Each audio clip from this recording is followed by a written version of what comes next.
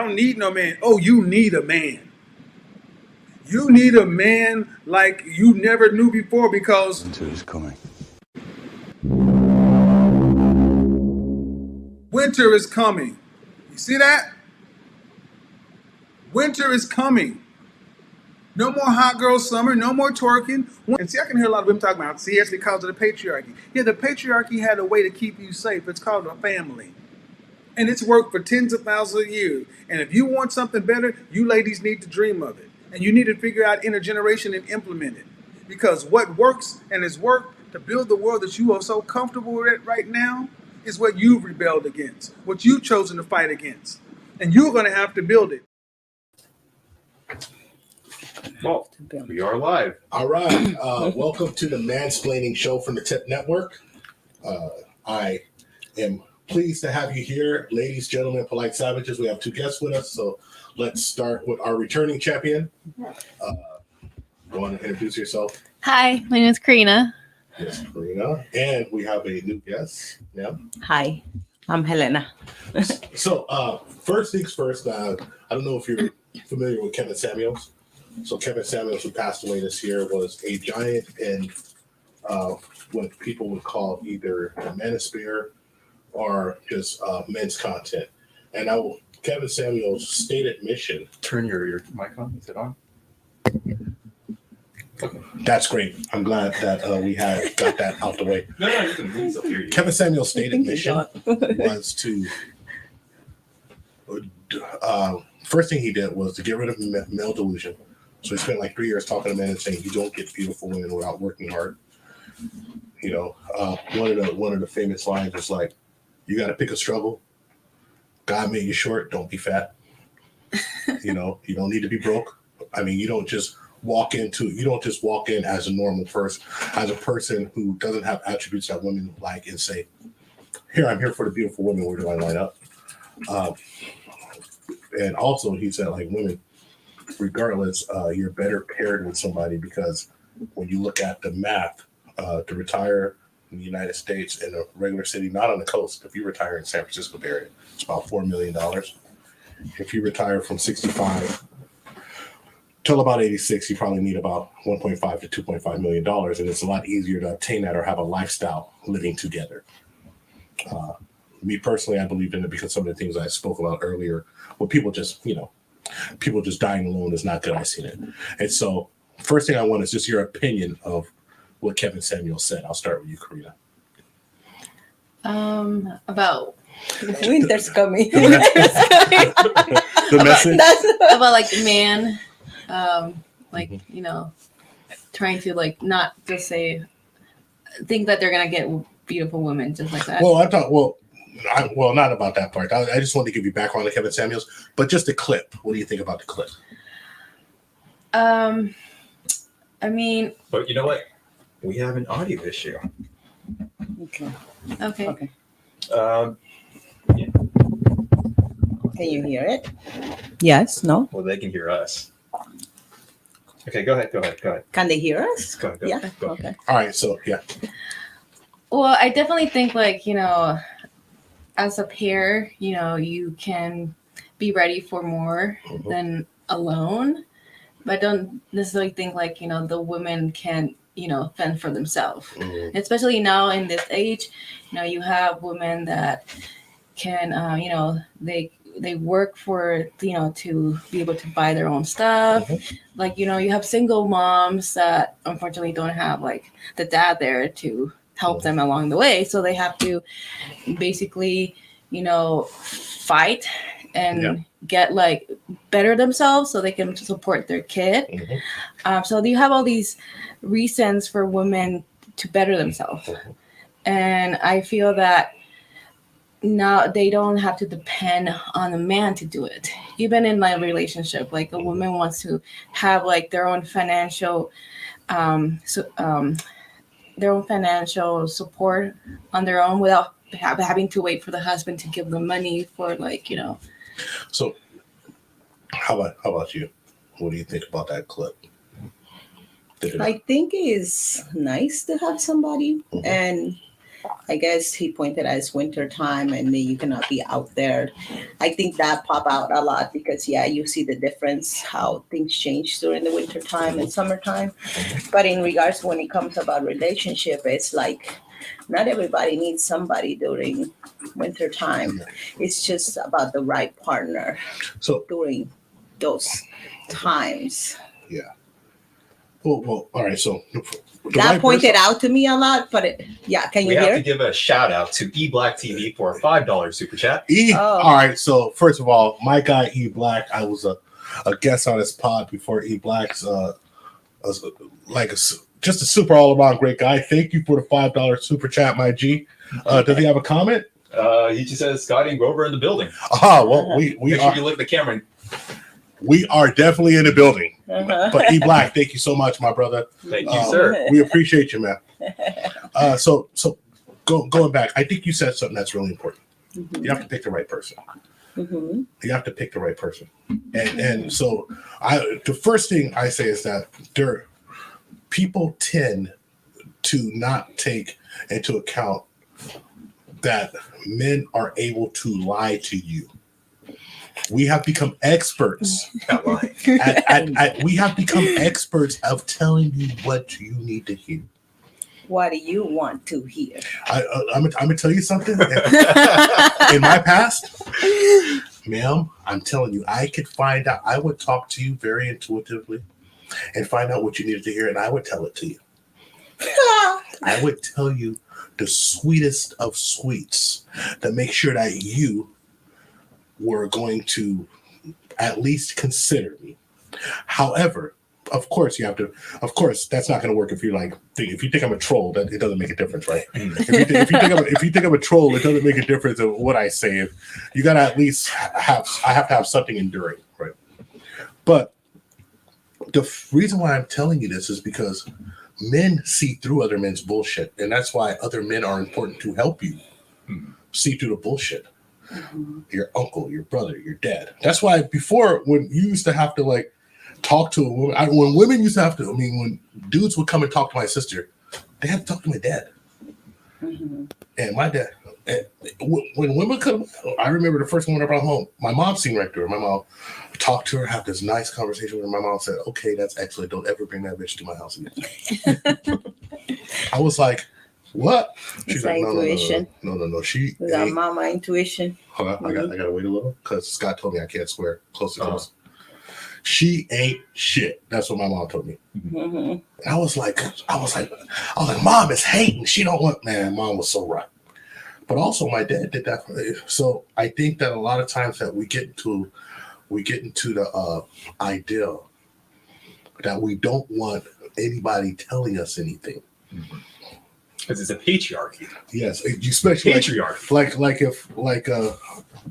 maybe it sounds like that. I don't know about that, dude. For you, Well, before you don't want to be. you know what the patriarchy is, both of you? Yes. Okay. Yeah. Oh, Karina knows the Just making sure. patriarchy. Just making sure. Karina's like, I fall victim to the patriarchy all the time. So It's society. But Structure. What do you think that I said though about that? Like I think women have a hard time understanding the difference between sexual attention and relationship attention.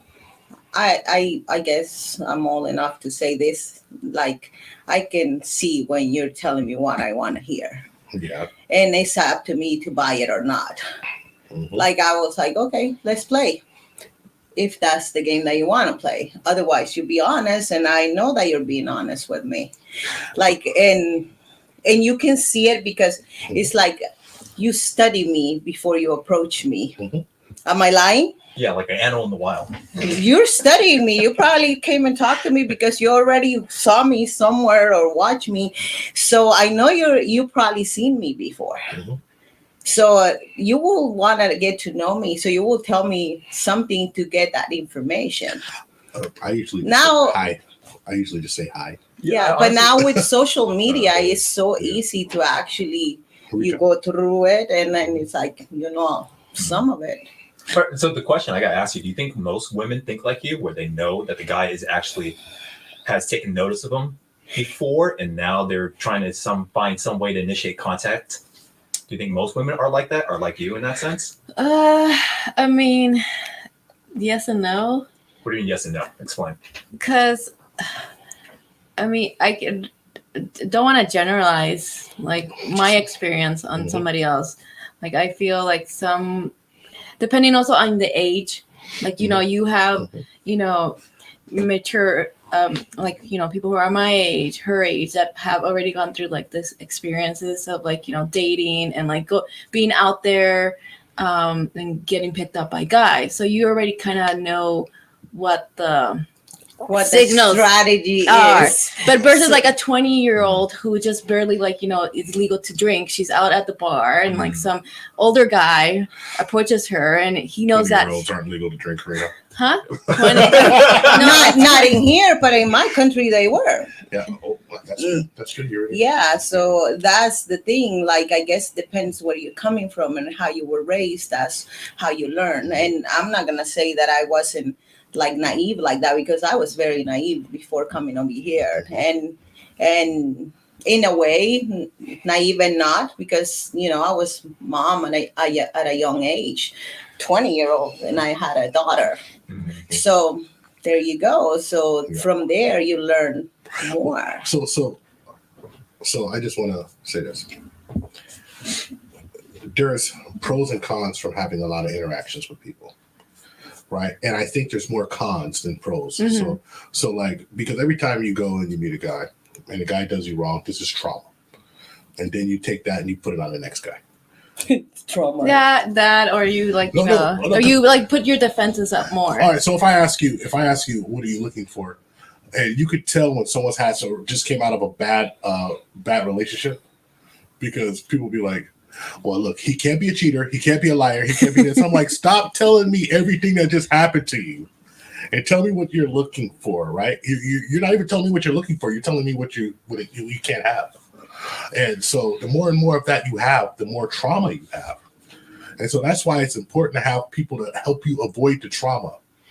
And I think that one of the things that breaking down that unit and like understanding that like especially the older men in your life who are around you can really serve that function. Not everybody has that, I understand. But the older men in your life can really serve that function to really help you.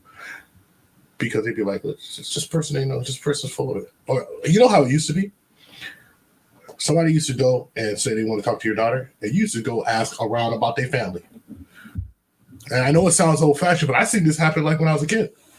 So okay, well, I see that in movies. No, And so what do you think about that? Yeah. What about the men in your life that would go out of their way to vet other men for you? I mean, I can, well, not me personally, but I can relate, because coming from this Mexican, like, you know, background, that's something that, you know, people would do or still do. Like there's some little towns called, you know, pueblos that, you know, the daughter, if she wants to go out with this guy, the guy has to come and ask the daughter, can I take your daughter out to a date? Or like, you know, big brothers that look up for like the sister, and they're like, oh no, like this guy, he hangs out with like, you know, not good for you. Yeah. So, I mean, I think there's nothing bad with that, because, you know, dude, that's your family. That's who you care for. So obviously you don't want some guy, and it can go both ways, like guy, girl, to break your, like, you know, your family's heart. Do you think that's better? Having the boys coming to ask your parents or your brother or your father to, I think it was, I found it really nice when they came to my house and that's my dad, because my dad was there, but my dad was very intimidating. So it was like, to me, like, you shouldn't even go. I'll just find a way to get out, because my dad probably will say no. I think it shows like how much the person likes you to go to that extent to kind of to take you on a date. Because somebody who just wants to get in your pants, it's like, I don't want to deal with this girl. I'm like, I can go get another one who's like easier to like. Exactly. Yes. And so this is the thing that it drives me crazy, because this happens. I hear this all the time. Like somebody sees me open a car. I do my best for wife not to open doors. Someone sees me open the door for closed doors. They're like, you're such a gentleman. That never happens. And I'm like, why don't you demand that? Can I ask you a question? Yes, does your wife open the door for you from the inside when you get in? Yeah. Okay. No. I can tell you something about her. and like everybody who ever seen her in action, she's pretty amazing. She's pretty Awesome. she's pretty amazing, right? Like she's a we complement each other, but I will not say that I'm not lucky to have her in my life, and she better say the same thing about me. But also there's certain things that like maybe you wouldn't agree with. I lead the household. I lead the household. You know, leadership comes with a lot of responsibility. If I screw up, I gotta fix it. If it ain't enough money and I spend some money, I gotta go find some money. She doesn't need my money, but I still I take it upon myself, you know? Like I don't want her working 17, 18 hours a day. I'll do it. You know, I take that upon myself. So does it sound old fashioned? Maybe it is. I think it's better. I think it's better, and I think that she appreciates that about me. You know. Now trust me, she hates other stuff like the way my socks. I think her working is a really good quality in a man. Yeah. I hope so, because shit, I ain't got many more. So we got a couple of things. This is a really interesting segment. Do you have anything to add to it before we go to the next one? All right, we're gonna go to the next segment. Which one are we doing? Okay. And we can go to share screen. All right. Got it. There you go. Go ahead. Are you going to play a clip or what? No, I'm going to just right here. Okay, so this is just some information, and this is where I think feminism went wrong. So 1976, the French feminist icon Simone de Beauvoir said, "No woman should be authorized to stay home to raise her children. Women should not have that choice, because if there is such a choice, too many women would make that one." So that was in 1976. Old school, like Should not have that. in 2017, Sarah Le Marquand, editor-in-chief of Australia's most read magazine, wrote, that's who she thought of when she said the exact same thing about it, when she claims that it should be illegal for mothers of school-age children to stay home. So here's my question. I thought feminism was about choice, about women's choice to do what they want to do. I have my issues with feminism, but for this right here, if you chose to stay home and raise your kids, why would that be a problem? Would you look down upon someone who chose to be a stay-at-home mom? I don't think that's a problem. No. No, but I think feminism is not about choices. It's about equality. Like, that's the goal of feminism. It should be. Oh, well, equality, rights, pay, gender roles, you know, like we both contribute to society and to the family. But choice is like, it can be toxic choices and healthy choices. So choice can be very broad and generalized thing. So yeah, so that to me, well, I think the best thing for a mother and a father to do is spend time with their kids.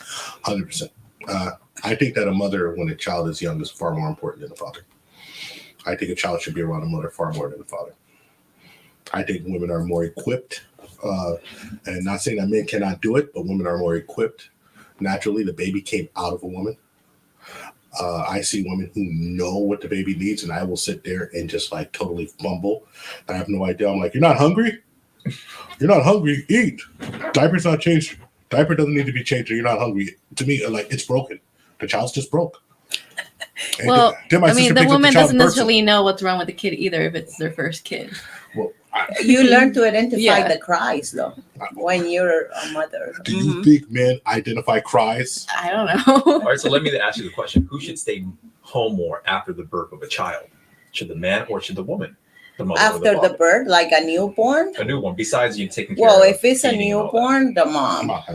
Because beyond the newborn because our body is designed for that. We're the food, pretty much. So we have to stay with the baby. Karina's like, I am not food. I see your food. If that's that's when the choices come in. Like if you choose to breastfeed your kid, All right, so Like, do you want to make a choice? I believe that feminism was about the choice, but not being able to have it all. About the choice to try. Women were not allowed to try certain things. You weren't allowed to try to work in the workplace. You weren't allowed to try to manage your finances. So I think feminism is about choice. When I read, it was about choice when I was young. But there is no guarantee of anything. And so, yes, you have a choice. If you choose to, you can go and stay at home and raise your family. You can go and choose to prioritize work. I've never seen anybody really able to have it all. And I think that the lie of modern feminism is that you can have it all. But nobody in this world has it all. I think something gets compromised in trying to have it all. Like, it gets compromised. I guess I'm talking from experience because you don't have the time in a day to actually dedicate to everything, including being a wife. Yeah. Like the wife, the wife, the kids, the household, the work. Yes, ma'am. So that's 4 roles that you're actually taking into account on your behalf, and it's not easy. It's not easy. I think it's impossible. I think it's impossible for one person to try to do everything perfectly. I think it doesn't exist. I even think that most power couples fail because I thought you don't believe in power couples. I don't, because most power couples fail because what you're doing is like, if I'm working 60 hours a week and you're working 60 hours a week, we don't spend no time together. You know who you wind up spending time with? The person you're cheating on your person with, because both of y'all ain't about each other. You need to intersect with each other to build. And so I see people try to have it all, and then I see people get upset at me when I say, no, you can't have it all. If you prioritize getting money and getting the bag, that's what you're going to do. Yeah. The human body is amazing. Yeah, because I mean, if you bring in hormones, if we're around each other and you're in a relationship, you actually feed off of each other's hormones and you start to bond even more. So there's a spike from a scientific viewpoint. So now if you're in proximity with somebody else, you may start having attraction with somebody else because you spend more time with them. Exactly, more rapport, more other things. So the bottom line to me is that I don't want to, like, I always like to have these conversations, and the biggest thing that I tell folks is that if you're trying to have it all, you're going to fail. You're just going to. But if you attempt to prioritize what's important to you, then you will probably achieve that. The problem is, I believe people prioritize the wrong thing. I see too many people prioritizing money. Money should be important, but if you prioritize having a career and then you think at 45 you're going to start having kids, that's crazy. Freeze the eggs, Grover. Yeah. Scientific advances. Yeah, but you have woman's to stay. advocate here. But you have to have the stamina and be in a top health when you're 50 raising a newborn. Hit them for that women's advocate stuff. No, it's I'm just saying, like, it's crazy. And be 70 within 20 years. And if somebody doesn't want to have children, that's fine too. But just understand the outcome of everything you choose, because everything has an outcome. I know dudes. I got a good friend of mine. Oh, shout out Young Geezer.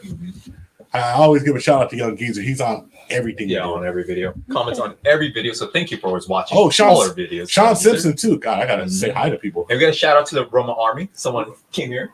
From the Roma Army. Thank you, folks. For supporters. So supporters are coming in. So every now and again we'll stop and we'll talk to folks. But I'm just reading that comment. That's it. I tell people all the time. Okay, let me hide the comments before you guys clever it up. Why are you hiding that? You guys start clearing up. They be like, oh, them comments, they talking crap. Oh no. But listen, people are gonna have opinions. But listen, Okay. I tell folks all the time. Entitled to their opinion. I tell folks all the time. Though, if you prioritize money, you're gonna get it.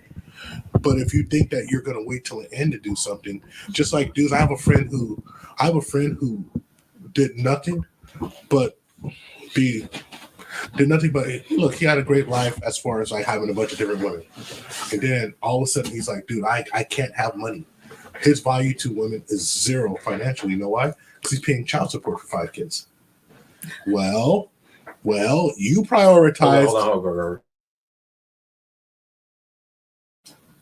Cool. They're good. You prioritized getting it in and being with a bunch of women and not being safe with yourself And what you got was child support 5 different times. You don't get tax returns. So if a dude comes to you and he's like, Miss Helena, you know, he's telling you all the good stuff. You're like, man, look at this guy. This guy is all right. And then you start getting to the finance. He's like, yeah. You're like, oh, so all of a sudden he's like, yeah, you know, I can't really do that because I got 5 kids and I'm paying child support on you. Like, what? Are they all by the same woman? No, 5 kids by 5 different moms. What? Like, you look at that like You see the eye roll. You look at me like a dude walked up to you last week with, I'm looking for baby mama number 6. No, but no, you would say that, right? You would be like, what? No. I'd be like, okay, well, this has been nice. Yeah. Well, there's women that will. Exactly. So when I meet a woman with a bunch of different kids by a bunch of different men, I look at her and I say, you make bad choices. You make bad decisions. And I do not want to be another bad choice. Mm-hmm. I know. Grover, if you're the bad choice, she probably wouldn't be attracted to you. If you think about it. I'm vain. I think everyone's attracted to me. Okay. I'm vain. I'm the best looking gray hair motherfucker. You know what are you talking about? No, but that's what I'm saying. So when I break things down to people like I'm gonna put you my example then, because I have 2 kids. Yes, ma'am. And they're not from the same dad, Mm-hmm. but they're like, my daughter's dad passed away, Mm-hmm. but my kids are 14 years apart. Well, So why would you that? Would that be a bad choice? Well, if from your perspective? All right. So if someone died.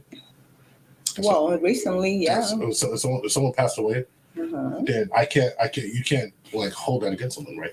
Plus, it's different. Like if it's like 2 kids versus like 5, 6 kids. Like Nick Cannon having like 10, 12 kids. Me personally, I would really look at it if I was meeting somebody and she said, "Hey, like your kids are 14 years apart." Okay, that's different than I got a 5-year-old and a 7-year-old. And then I have one on the way. I mean, I gotta keep it real. Regardless, I've dated women with kids. Regardless, I've never taken a woman seriously with 2 kids close together by different men. I have not. They're both alive. The bodies are both alive. Yeah. Now, like. So that's an automatic disqualifier for Grover here. I would be very. It better be some overachievement. I think that I don't know what like that's your perspective, but I don't know what other men will think. Well, how about you? You don't say anything about that. Look at Helena interviewing us, man. I just want to know what men think, because that will give me feedback of where we're standing when it comes to men perspective and feelings too. Ask Scotty, and then I'll tell you something. I mean, it depends on the scenario. It depends on what kind of woman that is, and depends on how many kids she has, how many different baby fathers that she also has. So I don't know. For me, I think that anything can happen. I don't ever want to say this, I'm never going to do that, because I'll eventually somehow miraculously in the universe, it's going to happen. Eventually he'll fly to fucking Baltimore for no reason. I would prefer a person that hasn't had a kid yet. Yeah. I would prefer that, but I'm not going to just rule out the possibility that maybe I might be a stepfather one day. It's not like so. All right, so let me tell you. In order for me to get with somebody with children, they have to, and number 1, make me the head of the household. Number 2, I have to be able to talk and discipline and make rules for the children. Number 3, there will be no I understand that the rules. I make the rules. If you say that maybe I'm enforcing it too tough, then me and you talk about that, right? But we need to have ground rules, because I live in a life with rules, and I also need to understand what's going on with the situation. I will never be with somebody if they had children and they hide kids from their father. I won't. Go ahead. I won't do that. Right now. There are many. Look, I'm a intelligent enough person to understand that there are plenty of reasons why women can't be with the men. If there's if there is abuse. I never said stay if there's physical abuse, right? Physical and emotional and psychological, because there's 3 types. Not all of them can be seen physically. I understand, but what I'm going to say is that if there's, because most of the times women fight men with words and with manipulation, and men get stupid and slap women. I'm just going to say that's what I've seen. And what the studies show, men fight physically, right? If you can't control yourself and you're doing that to someone as a man, I don't care what people say, oh, she doesn't know. You don't know. If you got to leave him, you got to leave him, right? That's number one.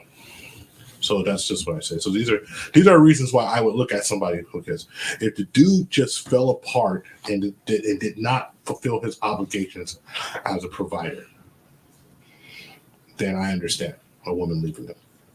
Meaning that, like, let's say a man gets with somebody and he just, for one reason or another, without a disability, just stops working. I've seen that before. Then I understand why you have to. You don't have a choice. You don't have a choice. You have kids. You need an example. But those are very edge cases. So I'll put those edge cases out there. In general, if I meet a lady with a bunch of kids by a bunch of different dudes, and they're close together, I'm only thinking of a good time. I'm not thinking of a long time. If I meet a lady who doesn't respect her father or doesn't speak well about her father, if she has a toxic relationship with her dad, I'm not thinking about it a long time. I'm just telling you the truth, right? If you want the truth, you have to. Men are expected to respect women. I was raised to respect women. I don't see a lot of women raised to respect men. And if I find someone who respects men, I will go hard and pay. They don't have to have stuff. They don't have to worry about what they're going to drive. Don't you think that's also the father's responsibility to teach their daughters how to respect men, since they're the men of the house? Not only I think there's a father's responsibility, I got a whole lot of conversation for these no-count motherfuckers who don't be good examples for, and that was one of the things that I love Kevin Samuel so much, is the first thing he did was address men and say, men, you need to be straight. He spent 3 years on YouTube telling men how basically everything from how to wash your ass. Oh, you literally had a video teaching men how to wash themselves, especially inside. Anyway. How to wash yourself, wow. How to dress, how to present yourself. I believe that the image, and particularly the black image in this country, is suffered. I believe that I try to hold myself to a pretty decent image. Right, but I believe that image of men, and black men in particular in this country, is very laughable around the world. And that's horrible, because the men of this country were looked highly upon in the 60s. And especially black men were looked highly upon in the 60s. You look at any black men in the 60s, they dressed nice. Mm-hmm. They were the most married in the country, right? And we had more people graduating as engineers than any other race in the 60s. And we went from that to Pookie and Ray Ray somehow. So I got a whole lot of heat for brothers who don't take care of themselves and don't take care of their kids.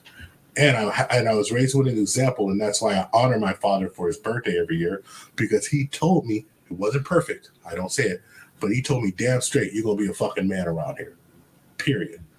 And it's on your shoulders because you're a man. And so that's just the way it was. So to answer your question, yes, I will consider somebody if they have kids. It's no problem. But you better go about those things, like I said, head of household. I do not accept responsibility and accountability without authority. Now, you can tear that apart if you want, Karina. I know you're like, how dare you? No, I mean, I agree that, if you're going to be taking care of somebody else's kids, you have to, basically discipline them. Mm-hmm. I mean, obviously, it's a bit different. I mean, I guess it could kind of get messy if the dad is in the picture, which is something that's completely different. But, if the mom is expecting you to take care of them, and mm-hmm. you don't get a word in there to discipline them, then a lot of times what I see is that most women, if they're having an issue, they actually need some masculine energy in the house to like correct some stuff. Just like I've seen dudes living in a house with his son, and I was like, how many times you walk in that dude and you're like, man, you need a woman around here? How many times have we said that? It goes the same way. What do you think? Did I make you uncomfortable? No. I'm about just visualizing everything. I try to imagine that scenarios. Scenario. Yeah, so that's why I'm like, oh wow. No, so It's that just says that that's how he was raised, because there's women out there that we are raising our children to be clean and sharp. They won't need a woman. Like they will come to their place and they will say, oh wow, like who? They might say, who you're seeing, or who's the woman here? And he will say, I don't have one. It's just I like to live like this. Oh no, I know how to cook, So and do all the things. I know how to cook, clean, and do all the things I'm supposed to do for myself. I will say I love the fact that you know, I get things taken care of for me now. But for we got to read out Sean Simpson's comment after you say that. Yeah, but I will agree that you gotta. I will agree that I love the fact that I get taken care of now.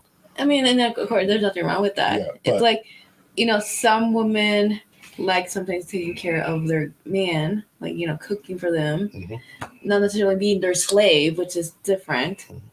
Like, expected to cook for them. Or expect them It's to like clean. more, you know, it's like you just come from work. I didn't have to work today. Like you have the dinner made. It can be both ways, you know. No, okay.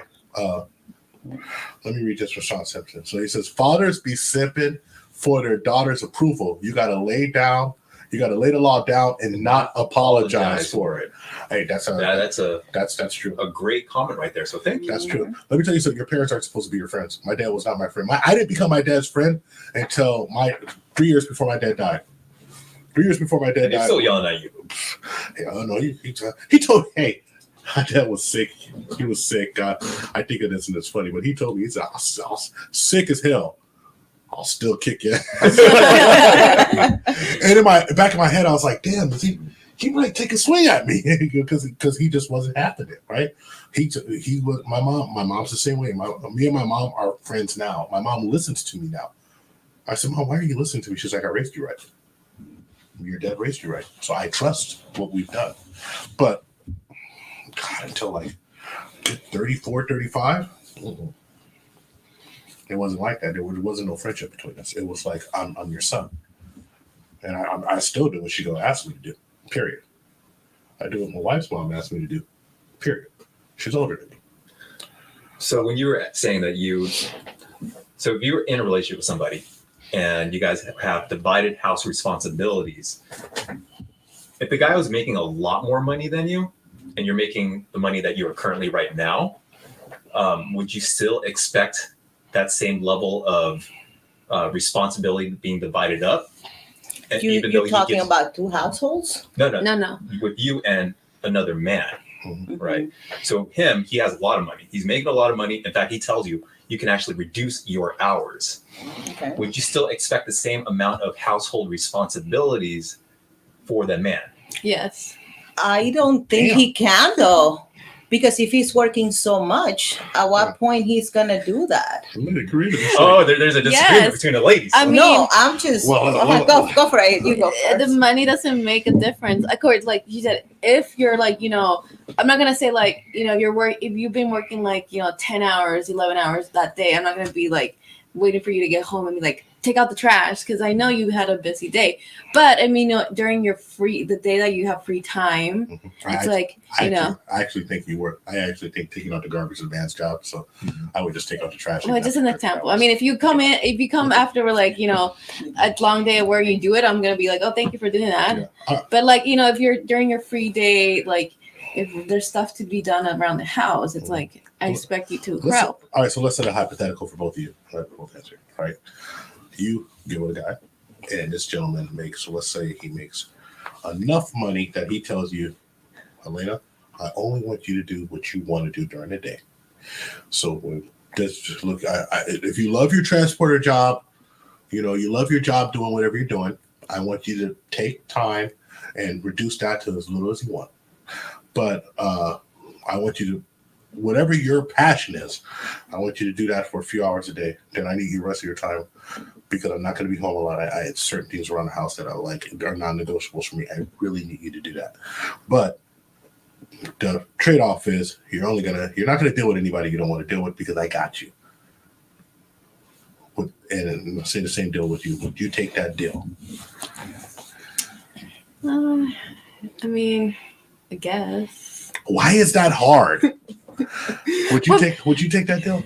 So I'm the type of person that even if I like had somebody that makes all these like, you know, he's a millionaire, let's say, like, Karina, if he was a millionaire, you would do what he wants him to do. no, I would want to. I'm trying to process everything. What I'm talking about. So I'm not the type of person that likes to. That I'm not a stay-at-home wife. So I would want to like do something with like, you know, my time that I would feel like I feel self-achieved. Oh, that's fine. And he's saying you could do that. And please do that. Not only Okay, first of all, if he has all that money, we're hiring a maid. Okay? That's what we're doing. That's what we're doing. Why are we talking about me doing it for 7? Okay, why are we talking about me cleaning? Okay. That's what happened to Arnold Schwarzenegger and Maria Shriver. That's why Arnold Schwarzenegger got a silent baby now. He's got a love child. Yeah, he got a love child and now. The love child actually looks like him too. Arnold Schwarzenegger. Well, first of all, nobody's at the house, so that's not gonna happen. The maid's gonna be there, and then Arnold Schwarzenegger made him a clone Latin version. Anyway, what do you think about that? I'm waiting for I actually had the opportunity to experience that. And that's why I was able to take care of my son at the beginning of, you know, his infancy, like newborn and everything. How many years did you have that? Like 3. Did you like that? It was good because I was there for my son, but personally, I didn't like being a housewife. You didn't like being a housewife? No, I was miserable watching the dishes. Yeah, no, like really, like I would think about all the goals and dreams that I have, like to achieve as a woman, and being there, I didn't see myself growing like that old doing that. Because I saw my grandma doing that, and my grandma was an amazing woman. I have a lot of amazing women in my household, but I think she had a lot of dreams that she didn't get to accomplish. Did she tell you that? She didn't have the chance because she wasn't allowed to say anything. But she never pulled you aside and said, you know what she said? She used to say, "Nenita, I like you because you really know what you want." Ooh. Mm-hmm. Okay. So and that like, and I used to see she was amazing. She raised us, well, my mom and some of my cousins, and she did a good job. But at the same time, like, she sacrificed herself. She did to be able. She sacrificed herself to make sure that the kids were okay, because that's parents' job. So this is actually where Grover and I have. I'm not going to say too much of a disagreement, but it is still a slight disagreement because I actually can really see it from another individual's perspective. In this case, a woman's, especially if she wants to look into what she's passionate about and then finding out what her purpose in her life is. Grover, from our conversations, was really about the family unit, about traditional gender roles. So I can really understand where you're coming from, but I want to know what your thoughts on it. Well, here's my thoughts about it. You will get what you want, but don't think that you can't have, like, I see a lot of women say, I want a guy who, you can't. You want a guy if you want a guy who makes a certain amount of money, if that's not a requirement for you, then that's fine. If you're cool thugging it out like $60,000 each in one of the most expensive places in the world, month to month, check to check, and you're cool with that, and you know, living off of Social Security and moving to someplace, you know, moving to Las Cruces, New Mexico, and living in a nice little house there and making it, that's fine. What my only problem is when people think that they're going to find a dude who's like super like successful and 6 feet tall. Well, 6 feet. Let's say 6'5", because 6'5" is Okay. what they all want. 6'5". 6'5". 6'5". Yeah, That's really tall. They want giants. They want giants. They want 6'5". Look at her. She wants a 6'5". Look at her. I'm okay with a 6'6". She's like Okay. at the 6. Yeah. Yeah.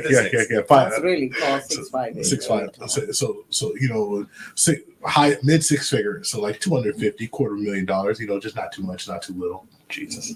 And And this is where modern relationships are now, right? I just want to meet. Yes. I just want to like clarify that I- because back in the day, like I don't think that was a thought so much like it is now. Absolutely not.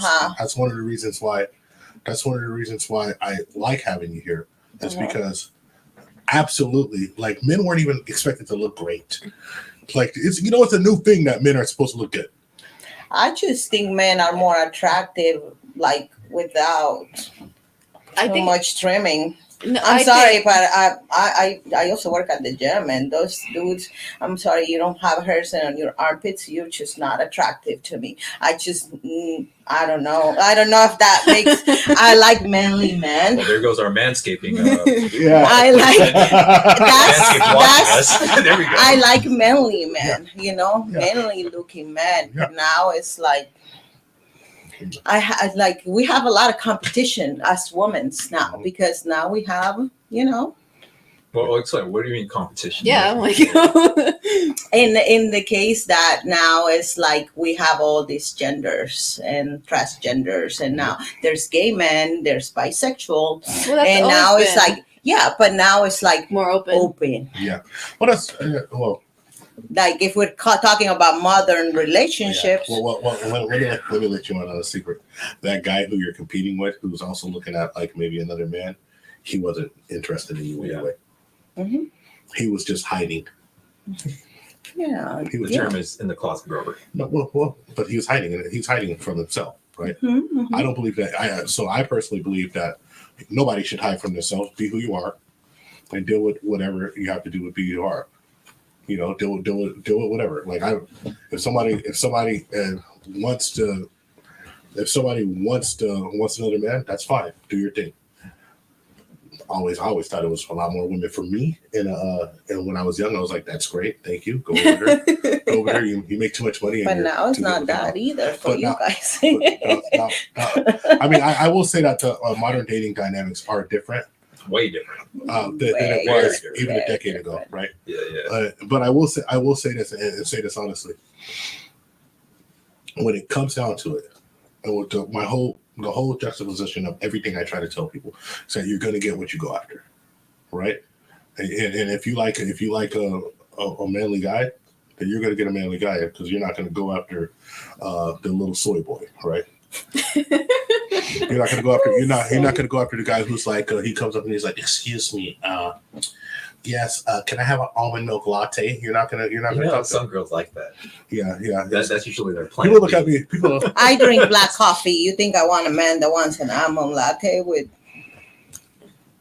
No, but she does. No, I don't. I'm not gonna judge you because you ordered like a full milk I drink black soy coffee. milk. That has nothing to do with No. But I see where you're coming from with that comment. I get it. I was trying to make fun of it, but people are gonna get who they want to get. Yeah. And in relationships, you're gonna get what you really go after and what you prioritize. I think there's always somebody for you. Like it might not be here, but there's always have your person somewhere in the universe. Wait, let me translate this. Fellas, it means she's gonna be running through a lot of D's, while you may have only been around with 1 or 2 or 3 ladies. Well, here's the thing. Like, it's a bad deal. Women say that they want men to be faithful, right? Number one thing, you want a faithful guy. And just every woman is just it's fine. I think every woman and every man wants a faithful yes.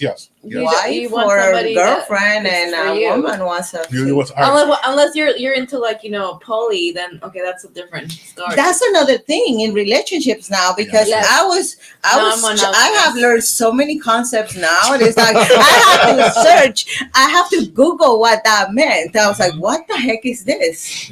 Have you heard of monogamish? Monogamish? What's monogamish? So that's a person that used to be with one person, but they're also allowed to be out and they're still together, but they're allowed to go out and have other people, but then they're still together. Is that an open relationship? No, that's an open but it's relationship. called monogamish because they're They only. gave it a label now. Like give it. Yes, I They was give like, what the everything a heck label that now. When she means? said that, I was like, monogamish, what they only do missionaries?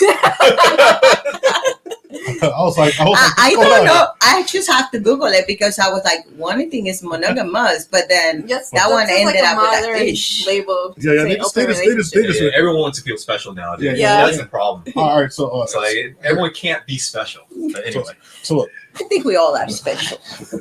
so All unique. so That's the so the number one thing that women say is they want a guy who can be faithful to them. That's the number one thing. Like when it really boils down to a woman wants somebody faithful, 30% of men haven't had sex for a year or are virgins over the age of 30. Right. So you got a bunch of dudes who are waiting to be faithful to you, but you're walking past them. Because also on top of being faithful, you want them to be this, and this. And when it starts happening that these rugged, good-looking guys, they have more and more options. If you have more and more options, it's harder for look, a man gets tested when he has options. Like that's when a man gets tested. What do you think about the options? There's so many options that they now have with social media. It's even more. But social media actually does a lot better for women than men because like if you just look at just social, the biggest social media is dating app. Dating apps is a social media, right? And so if you look at dating app data, like we went over this last time when Karina was here, women only swipe right 5.5% of the time. I saw that video. 5.5% of the time. So that means that you're saying that 96.5% of men are undesirable. 96.5% of the men don't look good enough for you to do this. mm-hmm. It's like it's a Not kind a of chance. it's like it's No, one fuck of that's I just think that's a hell like dating apps. Like I even like mine says like what's your hell? Like I'm like dating apps. Dating apps, It's yeah. like it's a catalog of humans. Like Yeah. you're pretty much in a catalog there and Yeah. you're seeing what qualities. Well, it's not Like, even, it's not it's even quality. You're just looking at if you like the way they look. That's the And the photo. profile, what it says on the autobiography. Question for you Okay, go guys. ahead. Do you like you've been obviously on dating apps. Do you read what the woman writes or you only see the picture? Yeah, that's true. Because some guys don't even like. I'm like, you're Like, asking read me it. something that is written I there. 100% read it because it's the most hilarious shit in the world. Yeah. Okay. I send it to you all the time. And so it's like, and I read it because I do research for the show. Okay, so you read them, but like I feel like the What do you majority think? of men don't. Before when I was on dating apps to meet somebody, I read them. Oh, okay. Not only did I read them, I That's also, what I wanted to know. I Did also you Reveals a lot actually? about a person, I also, right? I also, So- I also swipe left if I can look and I see a booty pic. If I can tell how your rear end looks within the first 3 pictures, I swipe. I never was interested because you're attracting. Because if that's the only thing you have to offer to attract me, then your confidence is so out of whack. I don't want to deal with you. Before the billions showed up. Before the billions, Yeah. before the billions. Shout out to Before the Billions. So Shout out to all the people still here. Sean Simpson. all the people in the chat, thank you Self-made. for rock. All self-made in here. Lisa Blossy Cakes Redfield. Lisa, hey, tip Our two tip 2 member. self-made. Comment down below if you wish. Self-made, my G, the number one, the number one troll of the manosphere is self-made. Yes, he is. It's self-made. He's a moderator, right? Mhm. And shout out to Iraz, who happens to be our Patreon member. Patreon is Inez Rojas Gonzalez. Ladies come through for us. The ladies come through for us. I always try to say it's because my winning personality, but it's probably because Scott's kind of good looking. Scott's what they used to call it. They call you a Chang. We got a bunch of guys watching us. I doubt they're coming to look at me. No, they're not coming to look at. Oh, they're coming to look at them. Yes. Yeah, that's what I see. It's right there. There we go. How do they look at it right there? How do they look at it? I'm not delusional. Right. All right, ladies. So we've actually exhausted a lot of time. What do you understand by equality, no. Sophie? What does it mean to you? Again, Okay. Wait. Are you got to start now? I'm starting now. All right, give me a second. You got to load it up.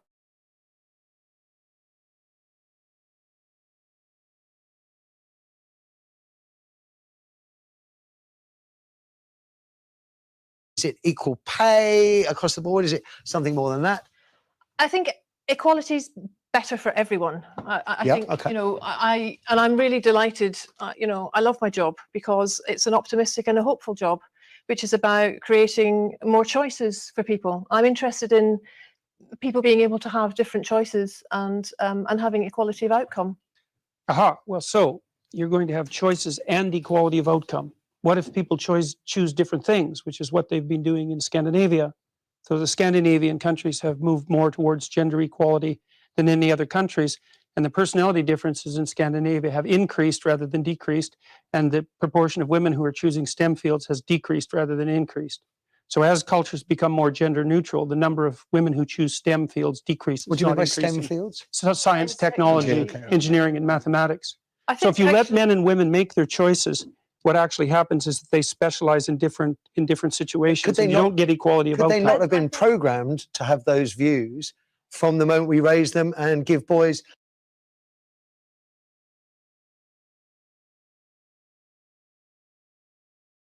Go ahead. So, okay, shout out to Better Biatches.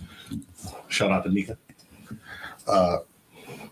But Dr. Jordan Peterson says something very interesting. Jordan Peterson says something very interesting. Okay. Oh no, Grover, you're killing it. So we can talk about this for a while. Okay, go back. So Dr. Jordan Peterson brings up something very interesting here, and what he says is that with choice, it's impossible to guarantee outcome. And I absolutely believe that. I absolutely believe that people will choose what they want to choose. But I also believe that a guarantee of outcome is a fallacy and it's wrong, because that means you have to take something from someone. So do you understand what I say when I say that? Because you look very complex at me. So this is what I mean. Me and you go somewhere. Mm-hmm. We go for the same job, right? We do the same job. Whoever does the job better should get the raise. You shouldn't get the raise because you're a woman. I shouldn't get the raise because I'm black. It should be merit based. Mm-hmm. And a company should base the raise off of really who makes them the most money. Mm-hmm. If you're working for the company, who's more productive, who makes the most money, who hits the metrics. Every job that I've excelled in has been metric driven, meaning that you do this and you get this. You do this, you get this. Give me a goal, I'll achieve the goal. What I see a lot of folks want is to try to figure out a way to guarantee that everybody finishes equally. But the truth is we're not equal.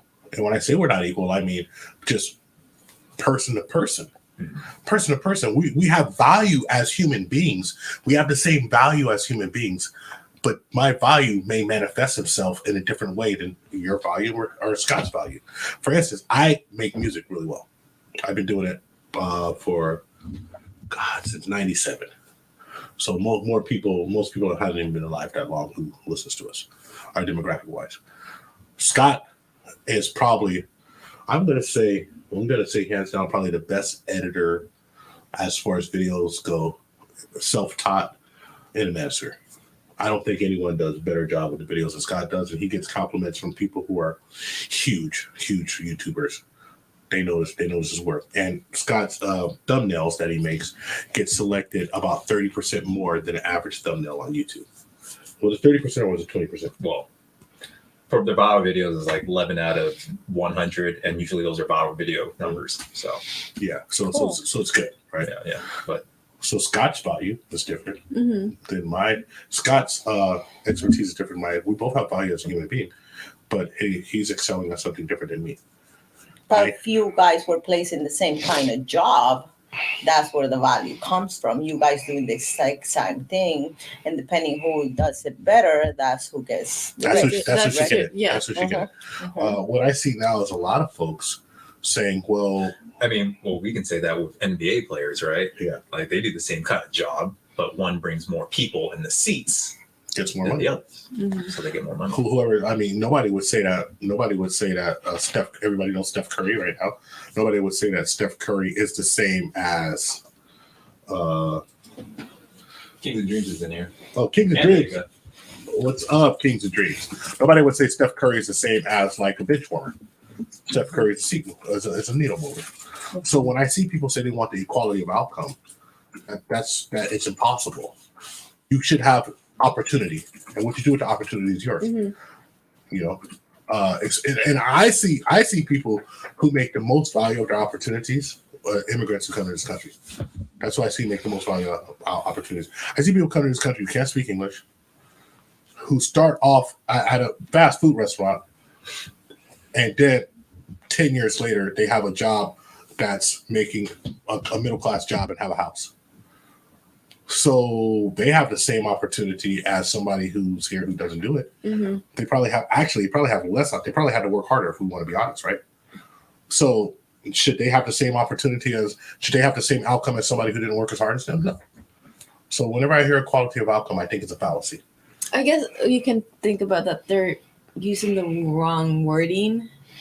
Because I mean, I agree with you. Like, yes, everybody should be equal where they have the choice to go towards that goal, that outcome that they want to make happen. But like you said, like it's not gonna be the same outcome for everybody.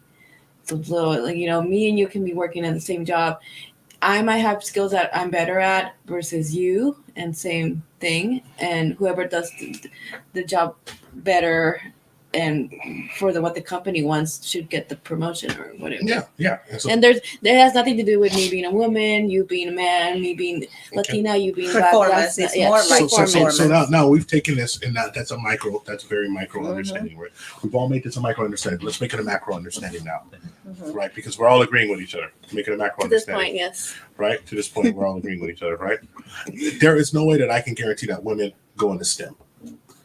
Women will go into STEM if they want to. Science, engineering, technology, and math. I think it's just matter of how they, like, for example, if the father is in that industry or the STEM industry and he's not around much, so the kids are not around much either. So there's no way they can pick up on it. Because usually, like, I don't know if you notice, the patterns are passed on to generation to generation. So that's when parent involvement comes in. And like, let's put example construction. There should be more women doing construction, and there's not. Why? Because men tend to treat their daughters like they're their princesses. And no, you can have your daughter building stuff with you, fixing cars with you, changing tires with you. Come on, take her with you to work. Why not? Because they want to treat her like it's something fragile. And we're strong as well. So that's where the equality comes from. Like, how are you treating us? Like, you're putting us in a category like more a weak species when we're actually not. If we learn to do the job, we will do it. But we're not exposed to it. Why? Because some fathers that are working those things don't want their daughters doing that. They'd rather take the son. They'd rather take the son. So, number one, everyone has an opportunity to go into it. I don't know many people in general who want to work hard and be broken down in 20 years. I don't know many people who want to do that. I don't know many people. I know there was a ton of women carpenters. My dad was a carpenter. There's a ton of women carpenters. They all quit in 5 years. Right? There's anecdotal evidence, but they quit in 5 years. So they quit in 5 years, they tore their bodies apart. So yes, women can be strong, but men have 21% more, 20% Are their more bodies muscle adapted to do that kind of work? Yeah. That's the real so question. hey, listen. And let me ask you this: should us as guys be daycare workers You can. and be around children? Why not? Yes. That's not a little bit odd to you? No, I don't see it To like. be male dominated with a bunch of little kids running around? No, there's nothing wrong with that. No, I don't So you take a big burly manly man to do good, raising up some little children. When you So- say it like Well, that, if you say it with that creepy. tone, like that Obviously, sounds I'd be like, no, you're not taking gonna my do child something next to that this guy. kid. It's like the same concept, like, you know, maybe now it's a more like, it's more seen as more like normal, but like a few like years back, a decade back, like being a male nurse was not. No. That was weird. It's like, why are you And a now nurse? there's a Why lot you of couldn't them. make it as a doctor, so you had to be a nurse? We used to call them nurses. No nurses. We used to make fun of them. But to me, like, being By the way, my cousin's a nurse, so I made fun of him. but if you're a nurse, I would think like if you were a medic during wartime and you're out there on the battlefield, you have to heal people, and you're out there fighting. So I think that's a difference than being around I guess in a kids. well, that was like in a scenario of like war where there's all these men and like, you know, it seemed as like, you know, patriotic. You're going out there and like, you know, helping our soldiers, blah blah blah. She's like, I want to. No, but all right, but just to my original point, I don't know many folks who want to I don't know many human beings who want to break their bodies down. Nobody wants to break their bodies, And but that's- it's that's a what- necessity. That's when technology comes in. No, that's what construction does, though. Yeah. Because most construction, you don't have technology can't help you that much. One of the reasons why the trades are very hard to be automated is because, and we trust me, we know a lot about automation. If you only know how to geeky, we worry about that. Trades are very hard to be automated because it's certain things that a human being has to do step by step, right? But those things do break down the human body. My father is a perfect example. My father had tore up shoulders and tore up knees. My uncle was a welder. He could barely walk up a flight of stairs. Right. I'm very fortunate that I have a white collar job. You know, I've hurt myself in other ways. Paper cut. No. Paper more- Clipped.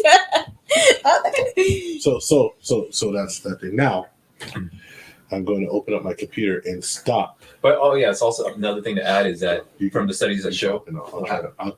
You keep talking, and I'll try to restart everything. Yeah, Okay. So there are some studies that show. I have to bring it up, but I watch a lot of Jordan Peterson, and also I'm really into science type stuff, especially concerning sociology and psychology and social psychology and all that type of stuff. All the really nerdy stuff that no one watches here.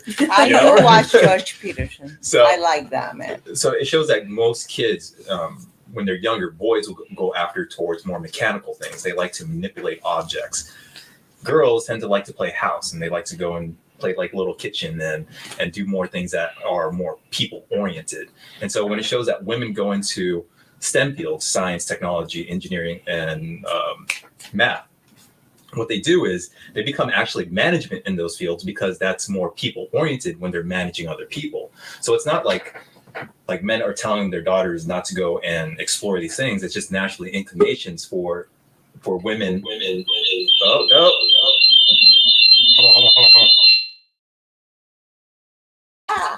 There we go. Got it. Sorry, guys. It's just not the natural inclination for little girls turning into women to go after more learning about mechanical things and manipulating those objects. Women, from what it seems like from the studies, shows that they're more people oriented. So they can work in STEM fields that might be working more in management, managing other people. So anyway. And do you think that is in the DNA, or it's just what they're exposed to in their environment, and that's why they tend to focus on those things, because it's what they're exposed to? Well, I believe so. It's going to be a long-winded answer, and I really don't want to get into a long-winded answer because, but it comes down to biology, and also comes down to environmental factors, right? So with the biology, the way our hormones work are drastically different. Like you have more estrogen, you guys are more afflicted by your emotions, while men aren't as afflicted by our emotions. We're more logical in our thinking when it's not concerning women, from what I see, right? But then there are environmental factors, but it's just a natural inclination of humans to go respective to their gender roles. So males will do male things and women will do women things, especially when you break it down, like, let's say, to some catastrophic event that happens in society. And now we're back in the Stone Ages. You're like, oh, when will this happen? But I'm like saying, what if there happens to be a tidal wave and it takes out everything?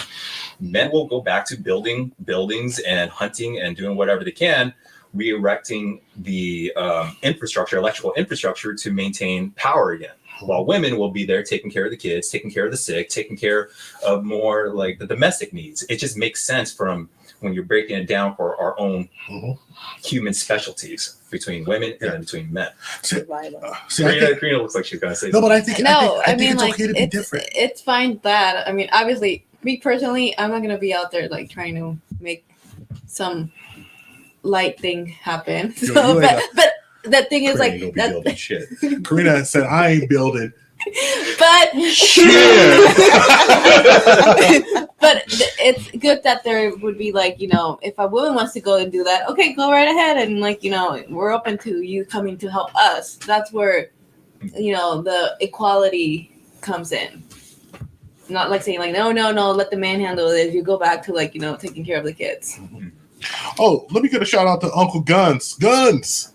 Tio Pistola. Thank you so much for showing up. Enjoy yourselves, enjoy the content. Uncle Guns, one of the top Uncle Guns, moderators in the manosphere. One of the top moderators. He's shooting a shot right here. He asks, "Who's the woman on the left?" She's an absolute fox. Respectfully. So What you have left? an admirer in Uncle Guns. Which left is that? Huh? Hold on, which What left though? Oh, it's Yeah, from this point of view, right? yeah, from his point of view, that's gonna be let's give him a close up of it. What was that comment again? I was like, what? Okay, I know you're Uncle Guns wants to know who finds you you are. attractive. He thinks you're a fox. Yeah, like a fox. Yeah. Foxy Lee. Foxy Lee. Yeah, there we go. That's right. We bring that eye candy at the Tip Network. We bring that eye candy. Dios mío. No. Look, I think you ladies are lovely in your own special "I'm very married" way. Okay, we get it. Look at Self-Made gonna be like, you simp. I know Self-Made is gonna be talking shit. Self-Made gonna be talking shit, and my wife's gonna be like, that's right. All right, so is your computer all ready? I think so. I just gotta reshare it to the big screen. Oh, you're gonna. Okay. Okay. So watching another give video. me a few minutes because the All right, so then I'll just play a clip right here. do your All right, clip because let's see here. What we're gonna do? We kind of already went through the wage gap, huh? we can do the wage gap. Okay. So I'm gonna just play a clip from Kevin Samuels while Gover is loading this up, and I think that Kevin Samuels here words it succinctly. The wage gap is a myth. If men and women have similar education, similar job, they make similar salary. The difference is men tend to choose jobs that women don't. Men do dangerous jobs or jobs that women won't. Women tend to go for office jobs. They're not. Show me a female work crew on a deep sea oil rig. There are some. I said a female work crew. Oh. It was too intolerable. She had to say it's not all. And that knee-jerk response is why so many of you guys get stuck. 51% of the population is women. Are 51% of all dangerous jobs filled by women? No. Then due respect, your some don't really matter. When I'm talking to women, you guys tend to throw it in, well, there's some. And it's just like a deflection. Put this Wonder Woman girl power. Women choose different jobs. So one thing that I do think is very true is I do think that women choose very different jobs. I don't think there's nothing wrong with women choosing different jobs. And I think that one of the things that I did this study before, and I was like, okay, as far as like the most dangerous jobs in the world, it's less than 3% women. Like deep sea fishermen, crab fishermen. My stepfather is one, and he says like everyone, at least one or two people go overboard every season. Yeah, that's a dangerous job. I've seen the videos. Yeah, and there's nothing wrong with like, but you know why? Like oil rig workers, you know why? And I'm going to tell you this, because men, for working hard, we get a dopamine rush from our testosterone. So for doing crazy, stupid shit that's hard and dangerous, we're getting a double dopamine rush. We're getting the thrill of doing something that's dangerous, and then we're getting a dopamine rush from it being hard, because testosterone is very similar to dopamine. And so since we have more testosterone, it's a precursor. Yeah. So since we have more testosterone in our body, right, when we do something that's super stupid, like working on a fucking oil rig that my cousin did this in Louisiana in the coast for years before. If you're watching, shout out Kev, you know I love you. That he did this in Louisiana for years, and then because he's a machinist, right? Mm-hmm. So he was working on an oil rig, and I'd be like, "What are you doing out there?" And he'd be like, "Man, it's fun. I'm out there, this, not that, and this, and that." And he's like, "Yeah, my boy right there, this, not that." And he would always talk about this guy, and this guy passed away. And he would talk about people who passed away, and they died and working. And so, do you really want to do that job? No. That job starts at $154,000 a year. It's a high-paying job. Another job is, and these are jobs that are personality types and not gender types. Oh, and real quick, the crab fisherman, and this was like over 10, 15 years ago. It was 3 month work was over $100,000. Yeah. Easy. So that's all. Three months of crazy work is $100,000. Season. It's Yes, a crab season. Yeah, season. Yeah, I think I saw that show. Like I used to watch it. It's crazy. Last thing I'll talk about with this, which was a very good set. That's a great clip, Scott. I wasn't prepared for it, but is CEOs. Everybody wants a CEO, right? And I always hear it should be more women CEOs. There's a lot of CEO in the bios. Yeah, so there should be more women CEOs, and you can agree or disagree with that. I think that should be a red flag indicator in a dating profile. Yeah, but CEO of this, it's like, wait, CEO what? I'm sorry. CEO. You know, I'd be petty as hell. CEO weaves and lashes. Oh, be hella petty, dude. I'd be hella petty. I'd be petty. That's so. Spotlight just with it, but okay, here we go. Hold on. We got a super chat. We got a super chat from Caveman Couture. Caveman Couture. Man, if it's Caveman Couture, I'm sorry if I'm saying it wrong. Man, $4.99, no comment, just a pure love, respect. Thank you, sir. Thank you. Respect. If you haven't already, if you're everybody who's in the chat, if you haven't subscribed to the channel, please subscribe to the channel, like it. Tell folks about it. All right. Fawcett Media. What's up, Fawcett Media? CEO of skincare line. Not enough people use. And Uncle Guns has a comment right here, and then I'll get back to talking about CEO. When I worked with EOD, we didn't see too many females. We didn't see too many females. Ordinance, yes, but the actual live stuff, not so much. What was EOD stand for? What is EOD? No, EOD. No. He's talking. Uncle Guns was. He's talking about war. Yeah. So it's. Uncle Guns, can you tell us what EOD stands for us? For my dad was civilians. My dad was in the military, not me. And my dad was here. He'd smack me in the side of the head and tell me. But just put that in the chat, Uncle Guns. Phantom Camaro, what's up, brother? So I think that's my brother. I'm pretty sure that's my little brother. But CEOs. CEOs are a personality type. And it's not a gender. Because if I tell you what an average, because I worked directly for a CEO at my job, and he would call me 4 or 5 times. 4 or 5 times. You guys looking at the chat? I was reading the comments. Yeah, he would tell. He would call me. I don't know what EOD is. 4 or 5 in the morning, and I would answer him back. He's like, "Why are you answering me back?" I'm like, "You're the CEO. You're calling me. I'm going to answer you." And he'd be like, "No, you don't have to." You don't have to call me for that, right? EOD is explosive ordnance disposal. Okay. Explosive ordnance disposal. The Guns tell us that. Self-made. Thank you, sir. Kings of Dreams, Okay. self-made. Verified by Kings of Dreams. We have a lot of military or people who are around the military. So salute, my brother. Salute. So I believe that's my little brother. So check it out. It's personality type. So what if I told you this? Okay, you're going to be a CEO, but you're going to work 6 days a week, 17 hours a day. You're going to sleep sometimes at the office, and you're in charge of everything. And everything that goes wrong is your fault. But if it goes right, you get to keep your job. By the way, you don't get to see your family. You don't get to raise your kids. Your kids usually grow up hating you. They usually grow up thinking that you're a piece of shit because you're not there. No, it's the truth. It's the truth. I know these people. Your kids grow up hating you. Your kids usually they get in some type of trouble, and that stops you from working.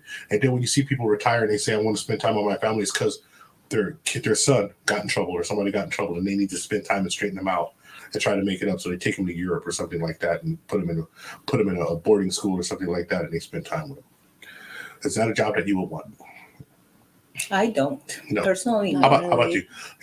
Less than 0.5% of the world's population would do that job. It takes a person who's driven. You have to have ADD, but the ability to focus on a dot.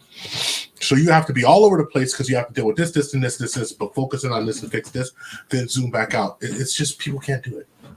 I just think that whoever does it, should know that that's what they really want to do and Yeah. not have a family. Yeah. Well, but here's the That's thing. pretty much what they will live for. That will be their life. I mean, they can't even have like a stable relationship. No, they do have a stable relationship. They have a wife who's usually cheating on them. So what's the point? Yeah. Because people, that's the sacrifice that person's making to do what For he wants what? to do what he wants to do. And maybe to financially secure his children, his children's children, his children's children's children. Because everybody doesn't get to be Michael Jordan. Sometimes you have to build something up, be a 1%er, invest right, and then when you die, you get to pass it on. My grandfather invested his money and had acreage and property to pass on to me and my cousins. So you guys can be more comfortable. Yes. He ultimately sacrificed. He used to tell me stories that he used to take the train where he used to have to ride in the back of the train to Long Beach to go work in shitty conditions during the war and get treated horribly. But then what they did, him and his cousins, they brought three houses in the Long Beach area.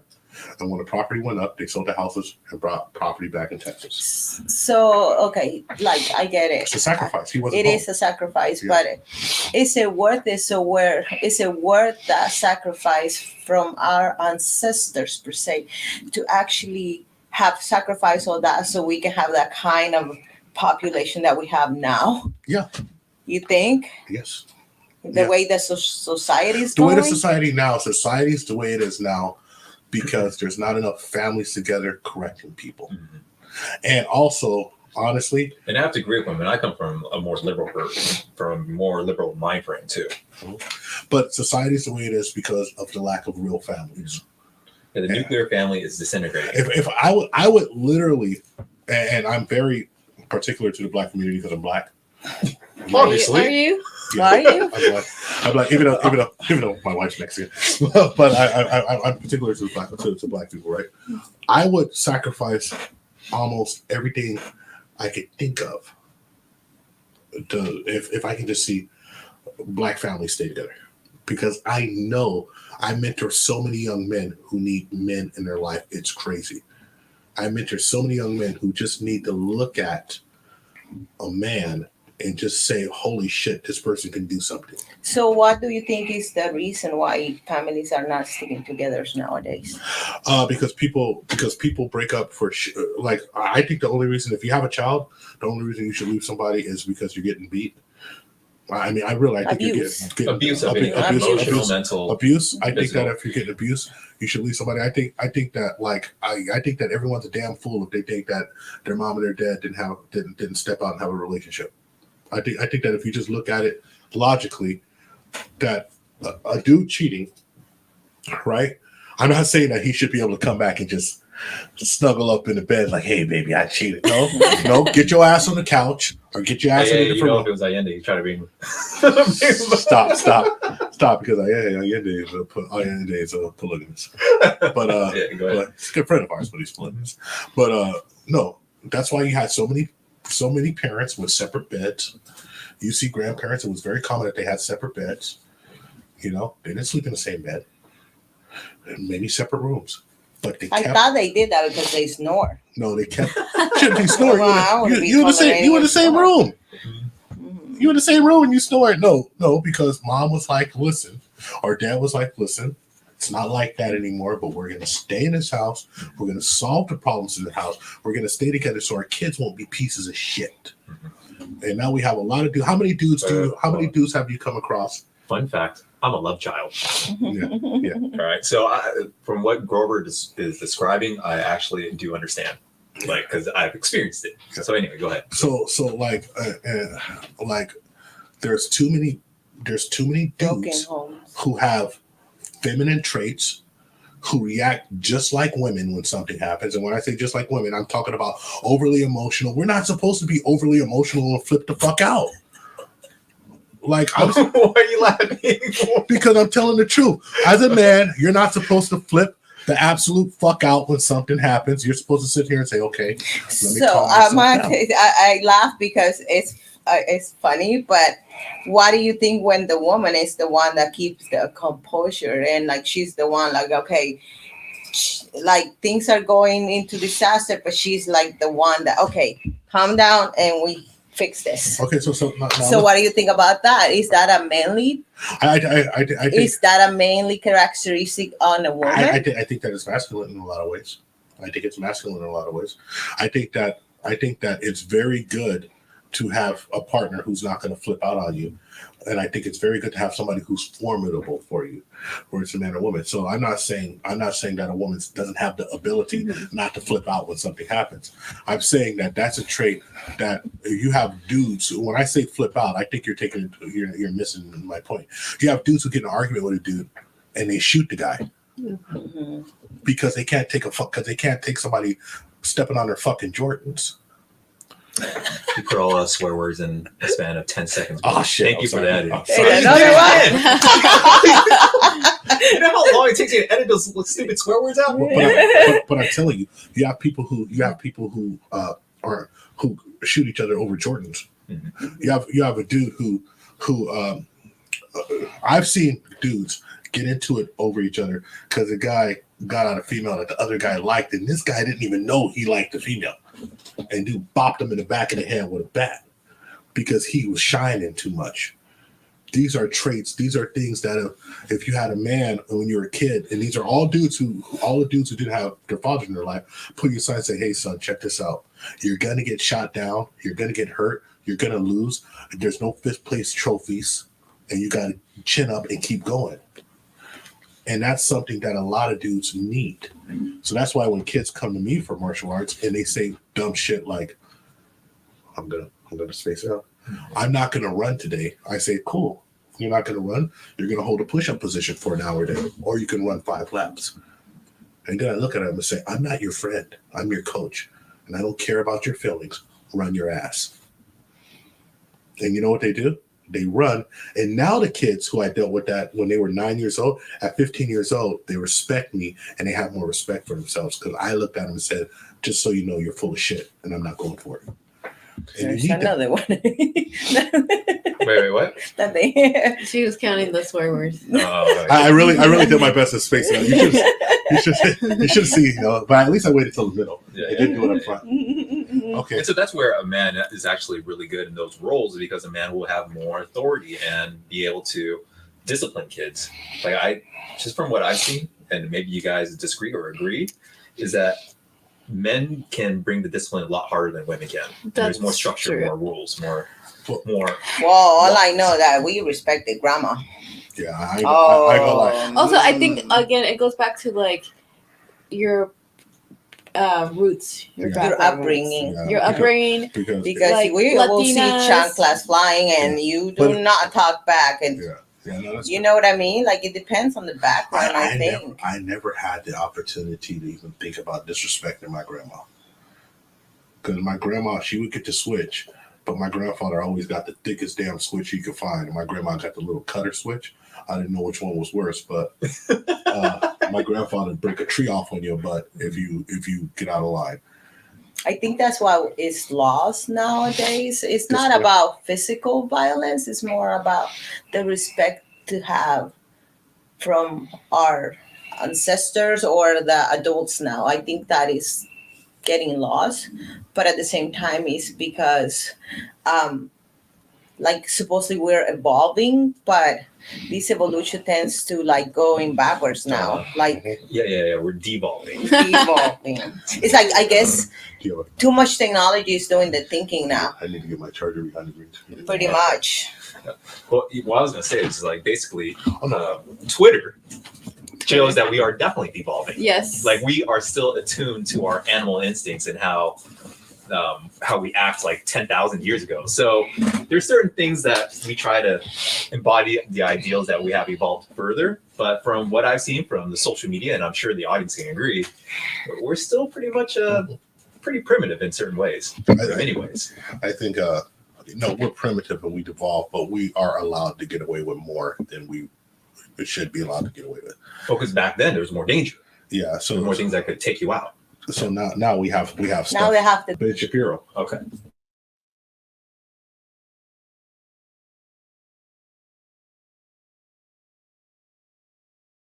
And also, I'm a master's student at Price. Thank you for standing up for Professor Moore. Absolutely. Obviously, with the obviously, in light of everything that's going on at the moment, we all believe rape and sexual assault are heinous crimes. We all want rapists behind bars. But I feel that in this climate, logic, evidence, and data are kind of being lost in translation. And also, there's a very pervasive "you're with us or against us" mentality that's really doing a lot more harm than good. So my question to you is, how can we best stand up for the importance of due process and the presumption of innocence while also doing what we can to support survivors? Okay, so I think that there's actually a third question that I want to address that you didn't even ask. So I'll address the first two, and then there's a third one that I think is implicit in the first two. So when it comes to standing up for due process, the answer is that we actually have to stand up for it, even in cases where it makes us uncomfortable, or even where we believe that the person may be responsible for something bad, because once you lose due process for one, you lose due process for everybody, obviously.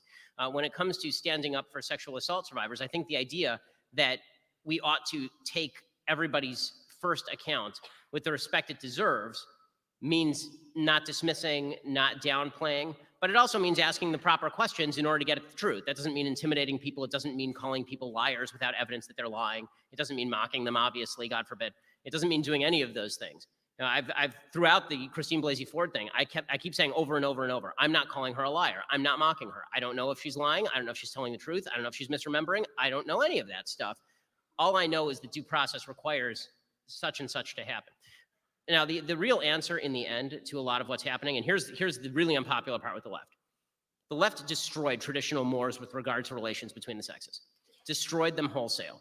So the original idea was that men were supposed to act with honor and chivalry in protecting women, and women were supposed to look for example, relationships just as men were. Sexual activity was supposed to be confined, this was at least the ideal, was supposed to be confined to committed relationships, particularly marriage. Not everybody lived up to that, but a huge number of people did. In fact, once people got pregnant, people basically got married. There's studies from the 1930s, 1940s, 1950s shows an awful lot of 7-month marriage babies, right? People who are sleeping together, getting pregnant, and then the couple gets married. When you don't teach men to protect women, you get men who will victimize women. And when you don't teach women that they ought to cherish men who are responsible and good, all you end up doing is incentivizing bad male behavior.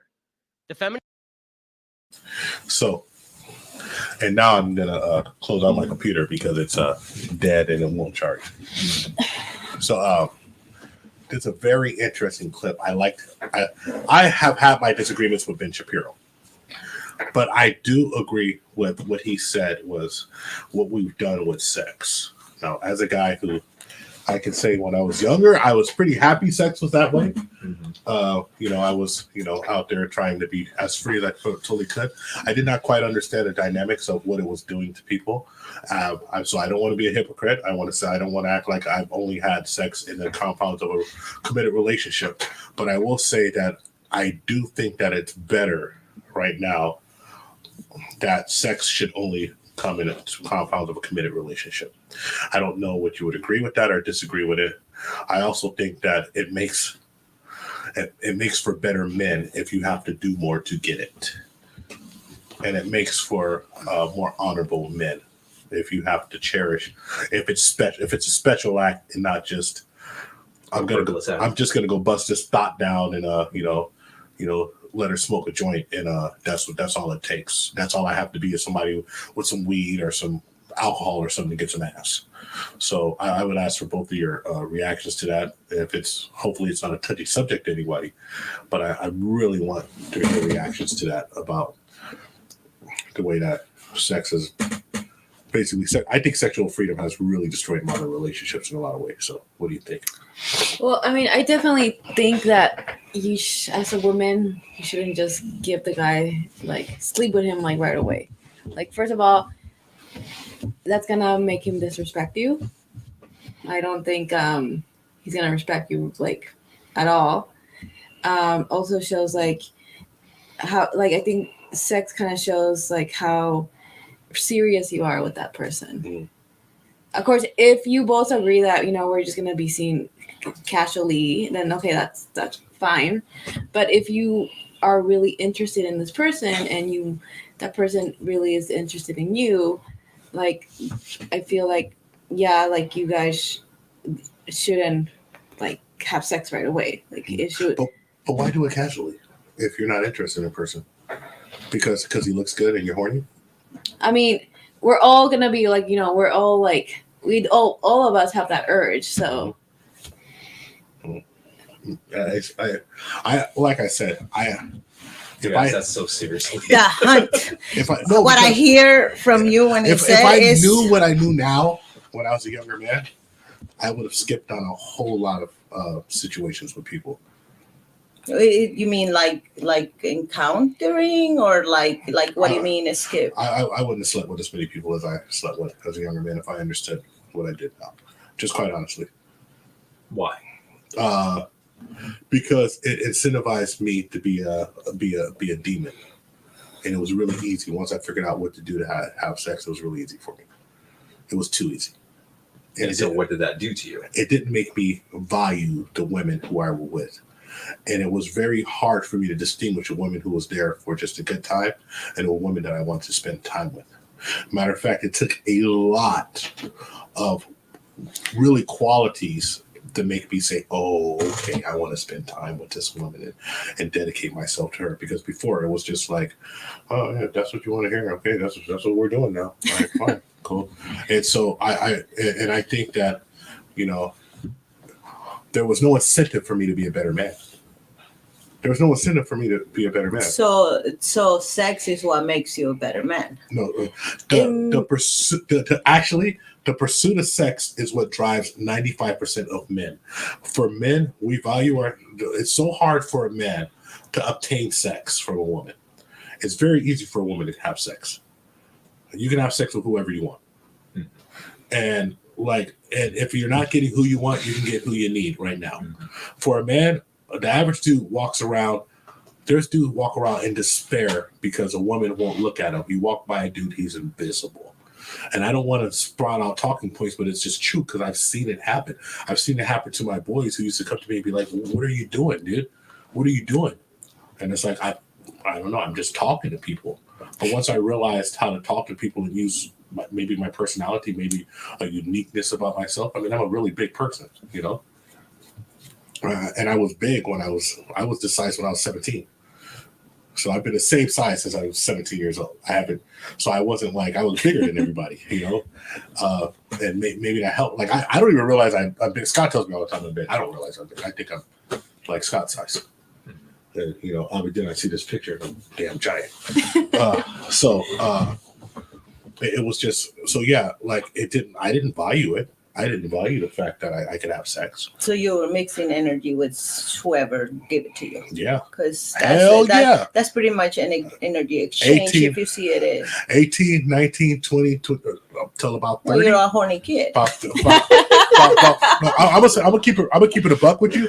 I'm gonna keep it 100. From 17 to 32, I wasn't turning. I told him I wasn't turning down nothing but my collar. Mm-hmm. That's what I told him. First thing I met Scott, I was like, how old were you? 21, 20 to turning 21. So I was probably 30 something. I said, and we were talking. I said, like man, 34, 33. I said, man, I ain't turning down nothing but my collar. And he looked at me like, so you will do whatever, anything. That will put, as long as it has a hole, you go for it. No, I mean like. Well, as long as it has a hole in it, lets me. But. And it's a woman. Yeah, it's a woman. Yeah. Anything. Pretty much. Yeah. Where do your standards went? My standards went. It's just like you're not thinking with this one. Well, see, because you're thinking like a woman. I'm thinking like a dude who wanted to get it in. You hear that? Yeah, so that's why. So you're telling us that 95% of men think like that? Oh, probably. No. Oh, he's saying no. Maybe okay. more. No, here's what 98. Most guys will say they want that, but then they'll find a woman and they'll end up getting in a relationship with her, Mm-hmm. and then they'll happen to usually pick the wrong woman. Yeah. So he might get lucky and avoid basically catching a bullet with that one, and be able to find a better woman. Are you talking about a baby?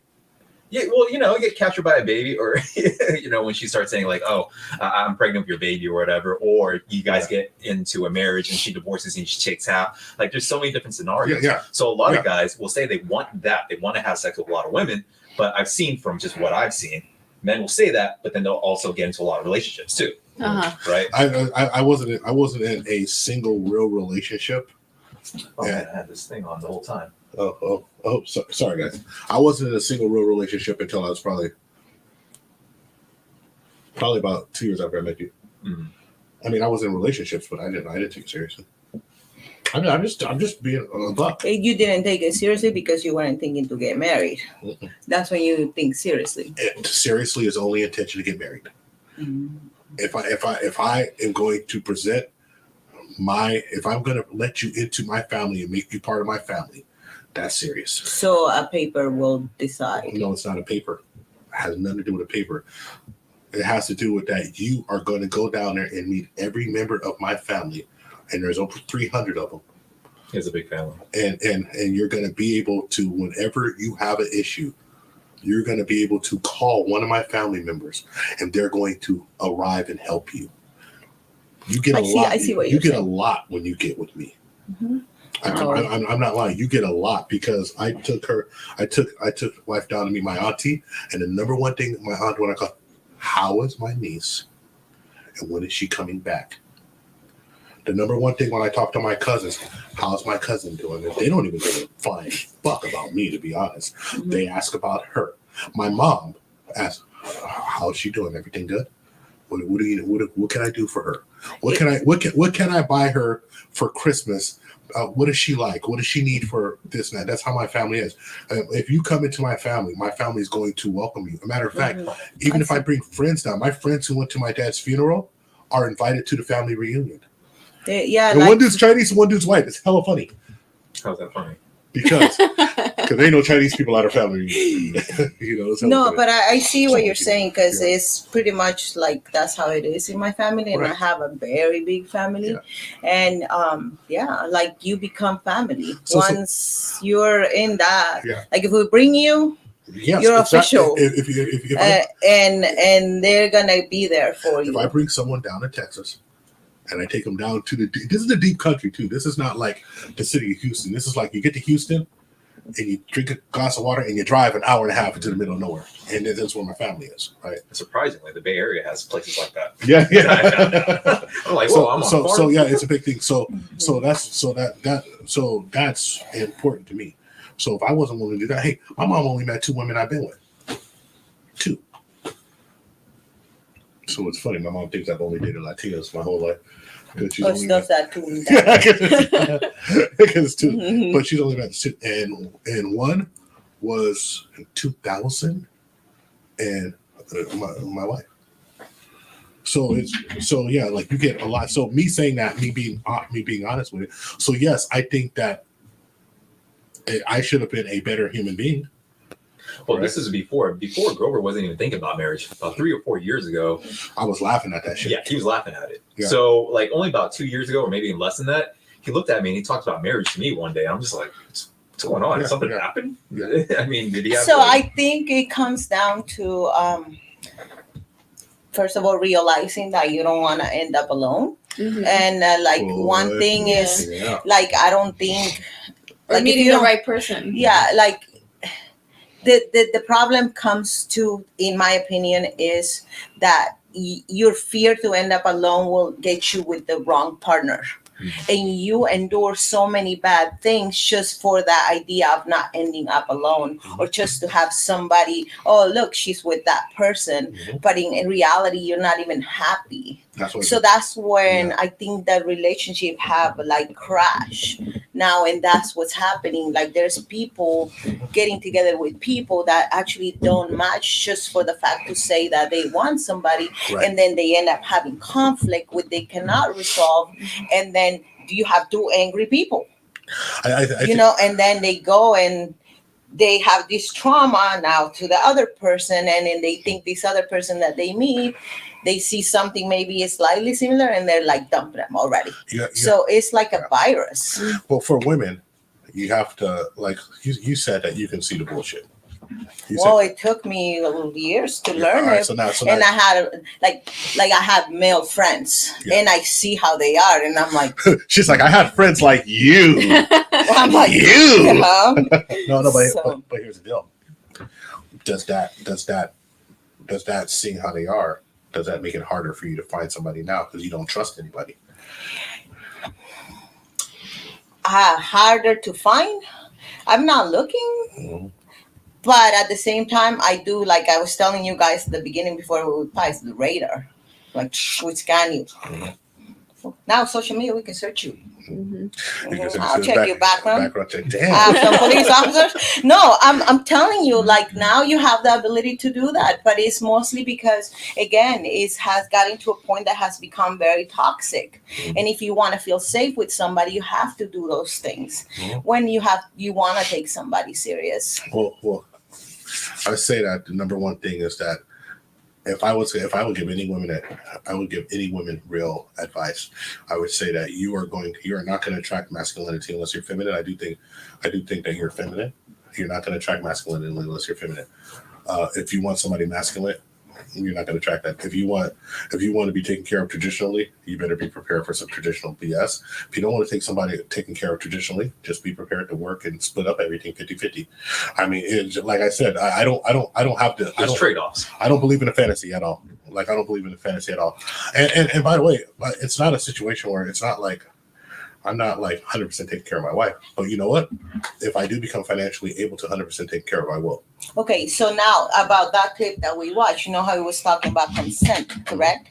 And now that back in the days that they weren't that much like tripping about consent, and like people would just get together and maybe they get pregnant and then they get married. Well, shotgun marriages. So what do you think about you guys giving consent to a woman? For what? Like if a woman wants you. They're going to say yeah. Yeah, shit. I don't know. I mean, I'm pretty picky, so. I actually have a funny story about Scott in Mongolia. Yeah. No, that's the thing. Like you gotta think about this, because I think that's where it derails. Because, like for example, I have a son, and I don't want my son just going like jumping woman to woman, like. And if these girls are after him, I want him to respect them. And he has the ability, he will have the ability to say, no, you know what? I don't want anything to do with you. He's not going to respect them if they're easy. I'm just telling you. I feel that if they're easy, you're not going to respect also them. Depending how well he was raised up to be. Dude, I have to say I was raised well with a lot of respect.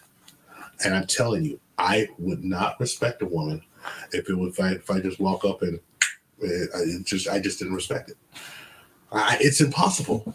Why are you giving me the most valuable thing that you say? That's what you find valuable in a woman. That they say it's the most valuable thing they can give me. They say this is the most like valuable. you're generalizing women. Yeah, well, hey, I'm just talking about the women that I got with. But when we're speaking about generalizations, let's speak in general. Let's be honest. The most valuable thing that a woman can give a man is legacy. It's the most valuable thing you can give a man. The most valuable thing that you can give a man is that he knows that he is going to continue in this world. That is what men want. I thought men want boss bitches. No, men do not. Men do not want boss bitches. You sure about that? I guarantee. Well, the dudes who want boss bitches, the boss bitches don't want. I want to hear what people got to say out there. I want to know what they think about what you were saying. Because like we can have a discussion here, but it's like, it's very broad. Well, right there, Kings of Dreams. Kings of Dreams. What does he say? What are the ladies' nationalities? Here. Yes, legacy. Legacy. Maybe my if I open the computer, it's gonna legacy. Die. Legacy. It's the most important thing for a man. It's the most important thing you can give a man. I'm telling you, it is paramount. It is paramount that most men, they get married because of legacy. A man will put, and by the way, a woman's value to a man with children is always diminished. There always has to be some other things that build up, right? But a woman's value, when she gives a man a child, a man will look over all types of shit because that's the mother of my baby. Well, yeah, I mean that's how they did it back in the it's biology. like kings, like But but Karina, it's just biology. I'm agreeing with you. Oh, okay. I'm just agreeing with you. Do you want me to take that away? Yeah, she's agreeing with you. Karina turned red. I was agreeing with you because Thank you for agreeing. you're welcome. I'm not used to that. No, but I'm agreeing. Like, you know, back in like, you Yes, know, when it was like the royals and everything, like they might have had like even like the emperors, like for example, they had all these concubines, and like whoever can give him like a child, it's like that one like was above all the others, and he like because that one's gonna bear his, you know, legacy. If you have Okay, so something I want to get out of my chest, I guess. Come on, get off your chest. You're saying that you don't respect a woman if you know that she's too easy. So I don't respect a man if he's too easy. Okay. Because as a woman and man, there's the gatherer and the hunter if we go back in history. So there's women out there. There's women out there that are hunters too. So let's take it like the primitive times, right? Like that's the thing. Like if I know you already passed like a whole sequence of kind of female, you will just go through it just because it's there. Like, why did that put me in that category? I'm gonna be with that man. Like, I'm gonna be your wife after knowing that you were like shared. I don't know how many times. Well, I think that also depends on the kind of man, the level of man. So if it's a guy that just happens to, I might hate to say this, but a guy travels outside the country for dating women and doing other things over there, then it's going to be looked at differently than a star athlete in America, where all the women want to go after him. Right? Because all the women are seeking the star athlete, but not every woman in a foreign country is seeking a man that's going outside the country or into that country. So it's a different dynamic. So maybe do you personal question? You like submissive women? Yes. Comes down to that. There's what to you is submissive? Submissive is that it would just be and do what? No, I think we got to define these. Submissive is like your mind, pretty much your mind, and I'm the man of the house, and you guys they probably have jobs, but then you will do as I say, like in the bathroom, in the house, like that, like in the bedroom. I would say I would like I do like my way in the bedroom. I guess I'd say every man probably likes that. I think that people have a different idea of submissiveness and they get really worried about it.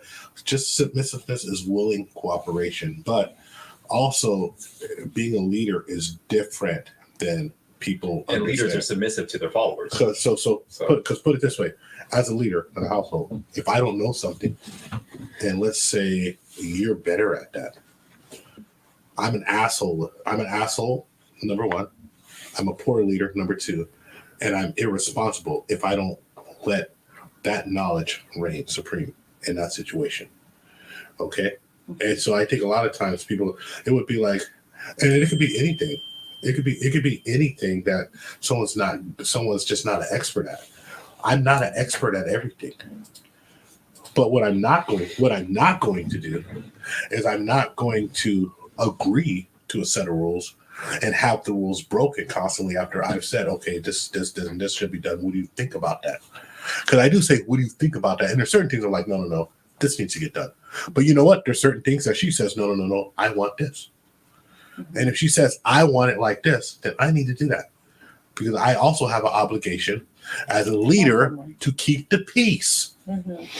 But I can't, and I have to be responsible enough, and I have to have enough balls to understand the difference between keeping the peace and bowing down. So am I compliant sometimes? Yes. Every man is compliant sometimes. Compliant and compromising? Yeah. But do I expect willful cooperation? From Yes. Kings and Dreams here? Yes. He says, willful cooperation. Trust your man to make decisions. Yeah. And here's something else I say too, right? If you really disagree with what I'm doing, you do not embarrass me in public. And I'm not going to embarrass you in public. How do I not embarrass you in public? I make sure that you are the star of the show when I'm with you. I open your door. I treat you like a woman when I'm with you. When other people flirt with me, which happens occasionally, I act like I don't even know what the fuck's going on. I'm just, because I'm not going to do that, because that's assaulting her. So since I don't give it any energy, she just like, oh, we're not even worried about it, right? So there's been people, I'll have a conversation with a waitress, and I'll be like, oh, waitress kind of like getting a little bit too mouthy here, and I just shut the fuck up. I just shut up and let her go on about her business. You take your little perky ass home, because I don't need those type of issues. Perky. Very. I don't need those issues, right? I'm here. This is the star of the show. You ain't even. No. Jesus Christ! No, but this is the star of my show. She ain't even the co-star, right? That's my obligation to her. That makes her feel secure. It's my job to make her feel secure. It's also my job to make her feel safe. Nothing's going to happen. Whatever happens to her has to happen to me first. It's the way it is, right? Now, what does that buy me? I just said I'm willing to die. That's what I just said. So, God damn it, if I want dinner served to me, if I'm willing to die, then why not? And if you don't want to do that, then don't get with me. It's cool. Karina, like, I would never make a man's plate. Look at you. I would. I mean, obviously, he can be like. I've done it. I don't mind. I think it's really cool to have somebody that actually cares and pampers you and cooks for you. Yeah, I mean, that would be my way of I like for doing that for my man, and I'm not gonna lie. I actually enjoy it. I consider myself a pretty good wife. Yeah. Maybe my ex not think that, but I thought I was. But there's a difference between wanting to do it versus. Yeah, but it's because you want to do it versus you're forced to do it or expected to do it, and you can actually feel it too. Like you have to. It's a thing that you just do because you care. Mm-hmm. And I think everybody loves that. Like men and women, they choose. Actually, what people is looking for is intimacy, like being cared for. Mm-hmm. Yeah. And I think that's the problem right now, that people is not focusing on that. It's more like superficial. And that's what's destroying relationships now. How much you have, how much value you have. And that's the problem. They're forgetting about the essence of being a human. And but that's value. So I think that you don't understand, to me, what you just talked about, that's super valuable. That allows me to want to go extra hard in the paint for the family. You see what I mean? That's super valuable. Saying just she actually thinks she's taking care of me when she's taking care of me. She makes my plate. So, I just say one of the main things I love the most, and I brag about this all the time. I know I tell Scott once a week, is I have to wake up early to teach martial arts, or I have to wake up early to go do something. And there's just a cup of coffee waiting for me when I wake up. She asks what time I'm going to wake up. There's a cup of coffee there. Right, I don't want to say no to anything she wants to. She take care of you, yeah. I want to figure out a way, because that's special to me. Wait, Karina, what were you gonna say? Without serving a man, basically. Yeah. What do you think about that? You don't mind it, or? So I am the type of person that I'll show you the way I care for you. By doing cooking, doing something motherly, if you want to put it that way. So what does it take for a guy to get that from you, to get those actions out of you? Just to show that, you're interested in me, just interested. Emotionally, respect me, mm-hmm. I like what you said about putting you you're the main focus. And as a woman, you can see that. You can see when you're the main focus for a man, mm-hmm. and the attention is on you. So that's what I would Mm-hmm. What were you going to say? I'm just thinking, because I'm coming here, but then I'm going back of the previous conversation, and it's about men saying what you want to hear to get what they want. Mm-hmm. So it's we can be in that stage that you're telling me everything I want to hear, and I'm going to treat you like I want to treat you because I care about you, and I'm pretty much believing what you're telling me, and you say, oh, it's working, you know, like you're testing the waters, and like you're telling a woman what she wants to hear so you can get what you want. But then I'll say we, but actually personally, I would treat you like I want you to treat me at the beginning. And then if you use me and you take advantage of how am I taking care of you, and then you flip because you finally got it, and then you're being an asshole with me, and then I'm going to turn and I'm going to treat you exactly how you're treating me. And then men don't like that. But why? But I think with guys though, like if he's gonna be messing around with you and spending a lot of time with you, then I think at that point you know that he's actually really into you. Yeah. Because if he's just after that one thing, it's just like, yeah, I'm gonna hit it and quit it, and I'm out. So here's the thing. There are men that probably would do that. But there probably are. But Helena, here's the thing. I feel weird calling because I've been calling you like Miss Rodas for like 2 years. You make me feel like super old. No, ma'am. Oh, Lord. That's how I talk. Yeah, I know you do. You do, but I was like, that's how I talk. You know, it depends on the region of California. Like down in Southern LA, you call someone ma'am. They get really mad. Oh, they get really mad. Yeah, and I tell them, ma'am, that's how I talk. You know, it is what it is. I hold these values pretty dear that I've developed, and they've served me well, especially in business, because I've never been considered rude or disrespectful, and I've sat with people in business that I've known as someone who's polite. But I say this, I say the biggest thing is that understanding vetting, and it's the biggest thing, and women have an incredibly hard time seeing through the bullshit. And even what you told me, you have a hard time seeing through the bullshit, because even with your bullshit radar up, the motherfucker still flipped on you. Damn, man. She said 4 expletives in like 10 seconds. Say it again. Say it again without bad words. We got a super sticker, $5 from Miss Rojas. Yes. Shout out to Ira. This is Rojas. And a Patreon member. Which we're actually uploading stuff to Patreon now. So if you guys want to join Patreon, it's $5 fee. Just I've been trying the process, but it is the month of December. Your boy still got to work. You know, yeah. So yeah, we have one thing uploaded, but we're gonna upload. But we will. We have a collection of old material. Old material, and then we're gonna upload the hot seat, which the hot seat is. You're gonna cut us in pieces. Yeah. Well, no. For YouTube, this will be cut up, but we'll have something called a hot seat, where we sit you down, we ask you 2 questions, you answer any way you want.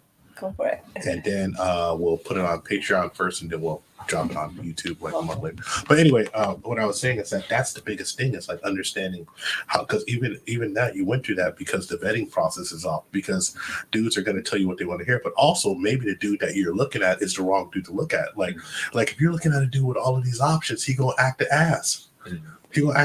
I mean, that's just the way it is. Because it's very rarely do dudes come to themselves and be like, oh, this happened. Oh, let me look at this. Like I'm super. I've had like some tragedy in my life that I look around and I'm like, oh, these are bad things happening. I need to be better. But so have you had the experience that you dated somebody and then maybe you thought it was like you were just on a roll and you didn't take it seriously, but then you regret it, and then you want that person back? No. Okay. I would say for me, lightweight, but I mean, that you messed it up. Like, you know that she was a good person, and then you fuck. But I don't want to say the bad word, but you messed it up. I'm like, don't worry, you ruined it already. In that situation, I look back at it and I'm like, that was actually a fuckboy thing to do. Yeah. And I only use that because when I start to really analyze some of my behaviors with women, I'm just like, oh, that was actually kind of messed up for me to do, right? So yeah, so that's just to agree with what you're saying. I never. When I was a demon for real. Yeah, some of us have souls here. Okay. Oh, by the way, let me tell you something. Exactly. That's what I asked. 95% of the time, I was totally transparent, totally honest. Well, I mean, you were honest, but there's so if you were honest, that pretty much you got the consent. It's like that video, right? You're asking for consent. Like, she's down with that. She's not going to keep you anyway. So, oh, look, trust me, because I don't want it to keep me. Like, okay, let's just but here's the deal, though. It still doesn't make it, and I'm not trying to sort of play on moral high ground. I'm saying, in the outlook of my life, it still wasn't the best thing for me to do. For the outlook of my life, and this is what the biggest thing that I try to tell people to understand: being self-reflective is hard. Yes, getting it in, doing this and doing that. For the outlook of my life, I probably would have been further along. I am more successful now because I have the right woman by my side than I've ever been in my life. I'm making more money than I've ever made in my life. And I it's actually, and when something There's goes, less distractions. there's no distractions. To go There's chase. support. Hell, we get video suggestions. I think it comes down yeah. to that. Like when you get the right partner, it's just like Yeah.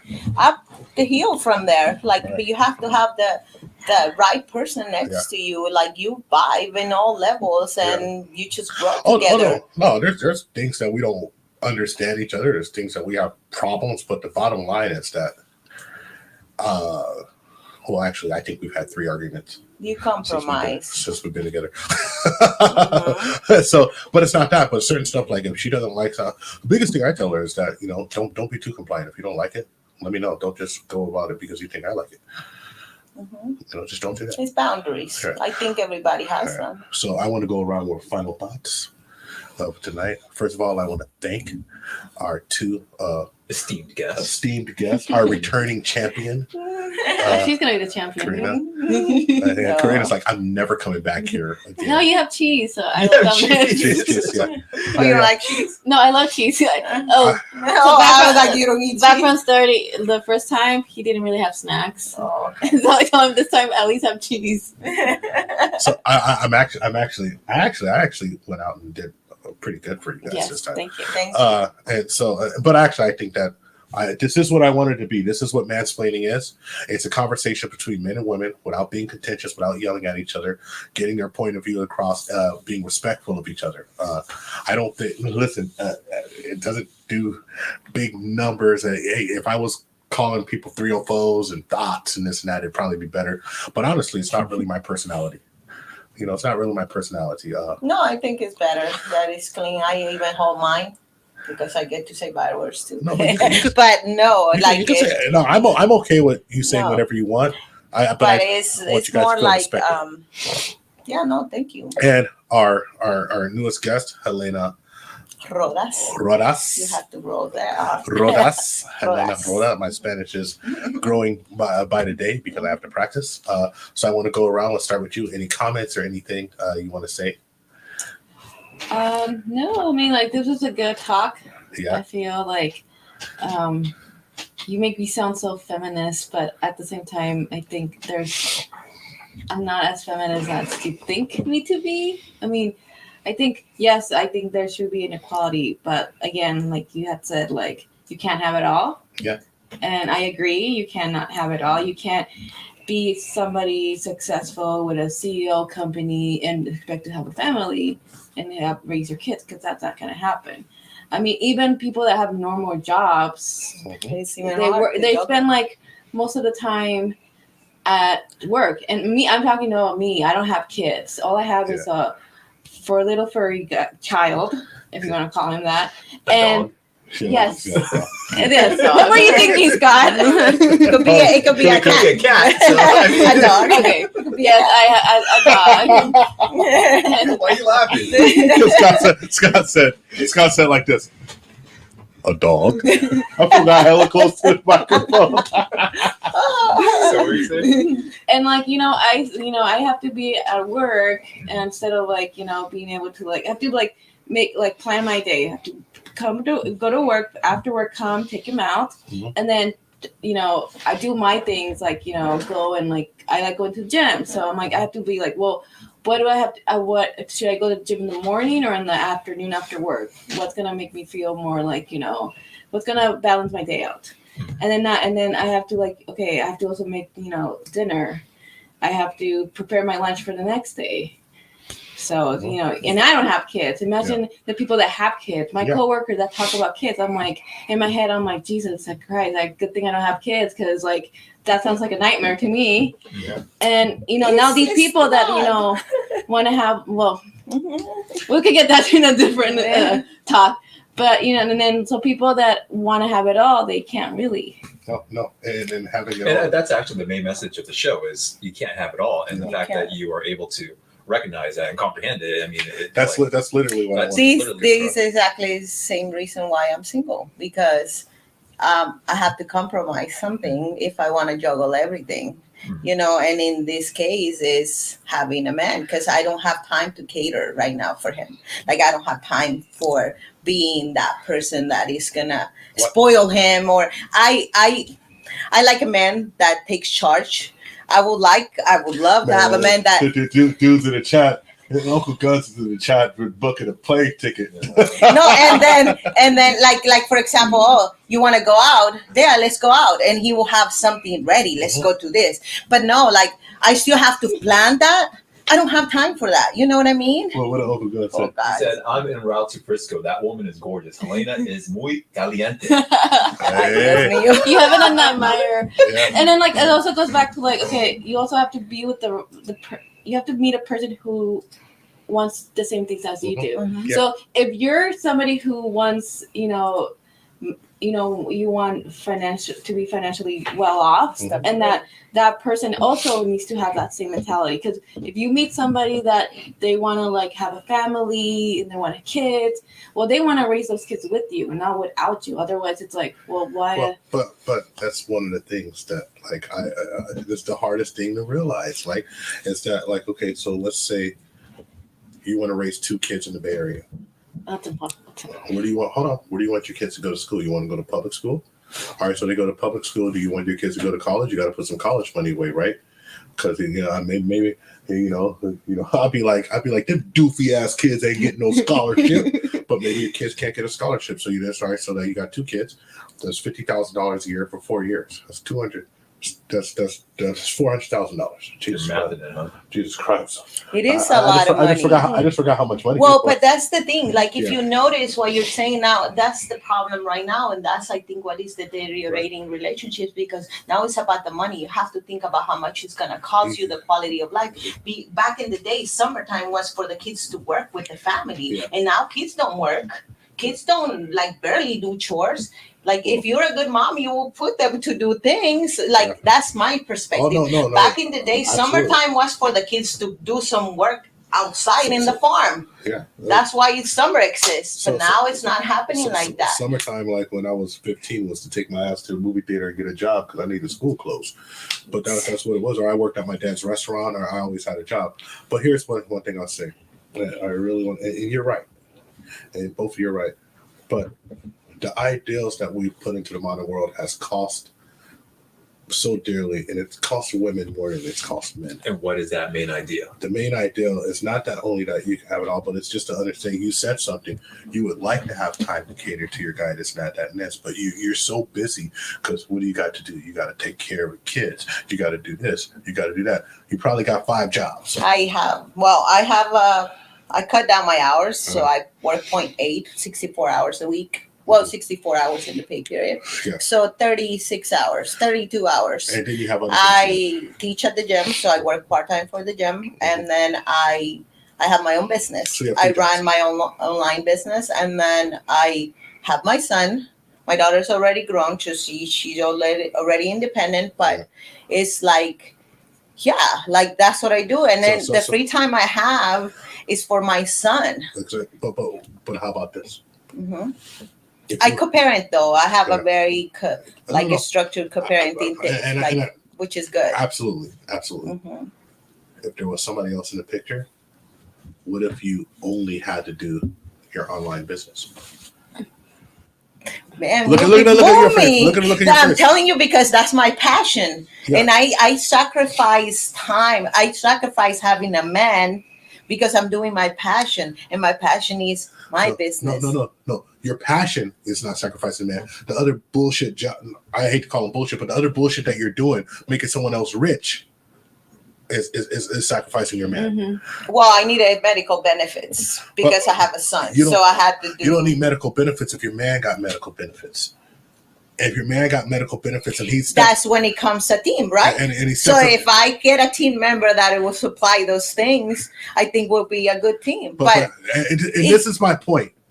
The modern society and the modern ideals of you have to do it all yourself has cost y'all your back. It's not that I want to do it all by myself. It's just I haven't found the right partner to do what we want to do together. If I had the right partner to do those things, I'd be more than happy, you know? But you're not going to find the right partner because you're always busy. And when you're actually looking for, and if you're looking for, you probably walk by him. You probably walked by him 7 times. The dude it's probably a dude sitting there pining for Miss Rodas right now, who got a bag and a half, for your ass, sitting there like check this out. She don't know this, but I got everything for her. She's gorgeous. I love her. I love her little feisty attitude. She over here getting down to work. She's in good shape. Blah blah blah blah blah blah blah. And you walk right by his doofy ass because he don't look the way you want him to look. And that's one of the things that's like, those are the trade-offs, right? And so, like, only thing I say is this: these other 2 jobs that you have, all of this extra stuff you're doing, it's costing you. Can I say something? Yes, ma'am, please. I think the reason why I do everything I do because I know what it is to have somebody like that. And then lose it all, and then you end up with nothing. That's no. I understand, but you know what? Let me calm down. But ma'am, that's the thing. Like when you have that, and then you lose it, and then you don't have money for the rent. You don't have food on your table. You still have to feed your kids. Yes, ma'am. You need benefits. Yes, ma'am. And that's gone because you were relying on this man. It's called the scarcity. And now it's not there. You're living in scarcity. And that's when you have to step up, and you know what, I'm gonna keep this safety. It's a safe zone, and I have to get there to be able to know that I can do it. What about if my man dies? In that situation that a lot of women face, like they rely on their men so much financially that they just chill. Like, let's put it like that. They're stay-home moms, and they don't even know how to pay a bill, you know what I mean? You can swear. Yeah, like they don't know how. They don't know. They have never managed a checkbook.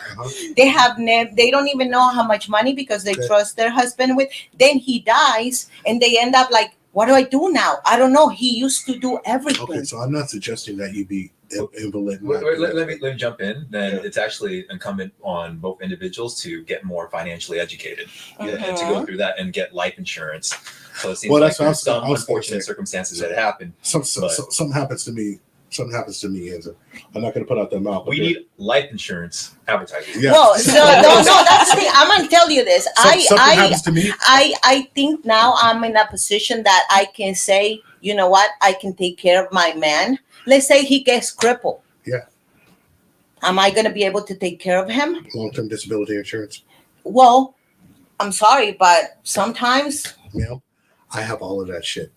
Yeah, but you do, but not everybody does. But not everybody does. Because they're not fucking real men. This is what I'm telling you. Stop. Everyone stop. Listen the fuck to me right now. Listen to me. Listen to me. He's making a point. Listen. Yeah, no, it makes sense. It makes sense. Yes. I'll listen because you took your hat off. You sit down. That's the sign. You beautiful women, sit down and give your flower to this man. Flower? Your flower. I'm trying not to swear. You give your flower to this damn dude, and this dude, he's not earning it. Let me tell you something. I'm gonna be real.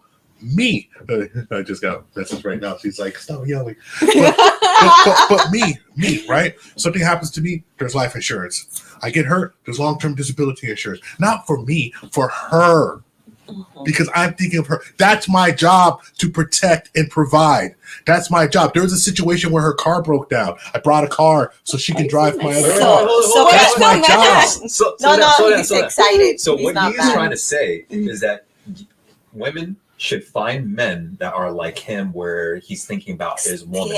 They have a stability. Financial security and stability. Like, that's what he's trying to say. I guess that's what he says it so much softer. No, but that's why. Okay, so this is like feminism, relationship and stuff. So I think the woman should be able to provide that as well, just to be on the safe side. I get it from your perspective, but that's where equality comes. You know, because if you have that long-term disability and like something happens to you, great. But how about I have it now? Our kids have it.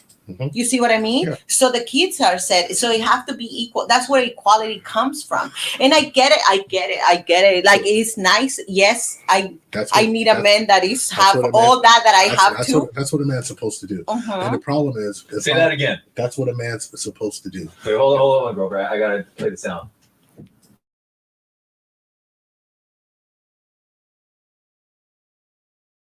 No, proceed. That's what a man's supposed to do. A man's supposed to make sure my job is to make sure that if something happens to me when I'm gone, that there is some form of security.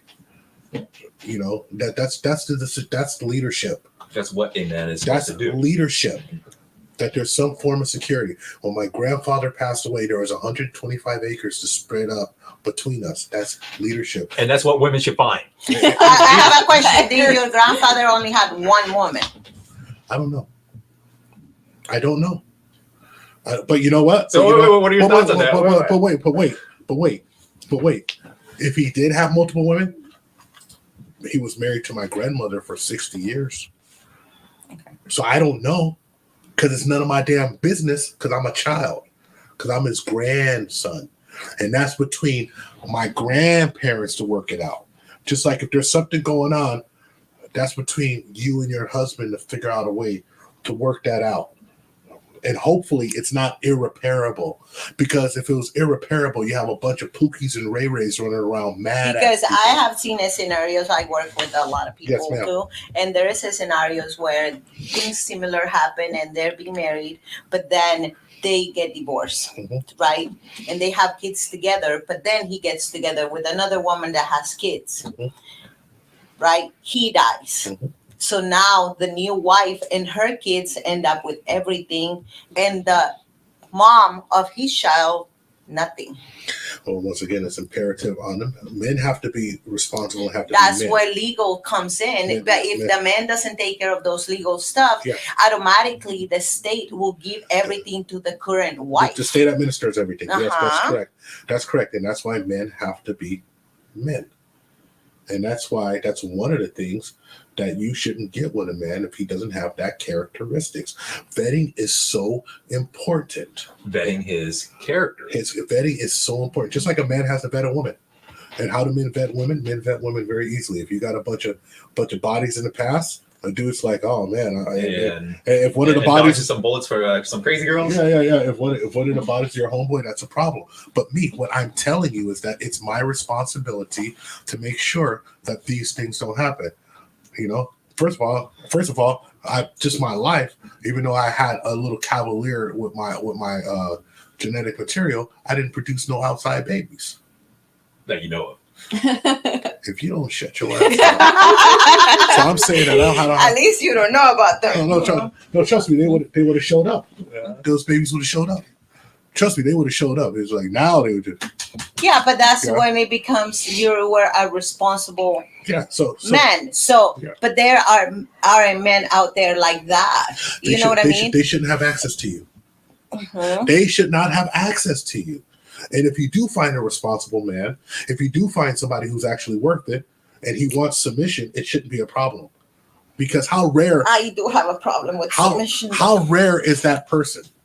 How rare is that person? I don't think it's rare. I think they are there, but at the same time, they're just not what they say they are. Lady, you just told me that a man who makes sure that they're secure with life insurance, make sure that there's long-term disability, make sure that they're financially secure. Even if I make $50,000 a year, they're still financially secure. Has nothing to do with how much money I make because I've already. But then that becomes a socioeconomical problem. Then it's not a socioeconomical problem for my household because if I die and there's $400,000 or $500,000 that gets delivered to somebody, they're fine. You see, not in California. That doesn't last that long. Homestead in a very expensive state. Homestead is in Texas, my dear. Homestead is in Texas. So that's what I'm saying. It goes back to financial education. So like a lot of times, like the reason why I loved Kevin Samuel so much, the reason why we started off with Kevin Samuel so much. Wait.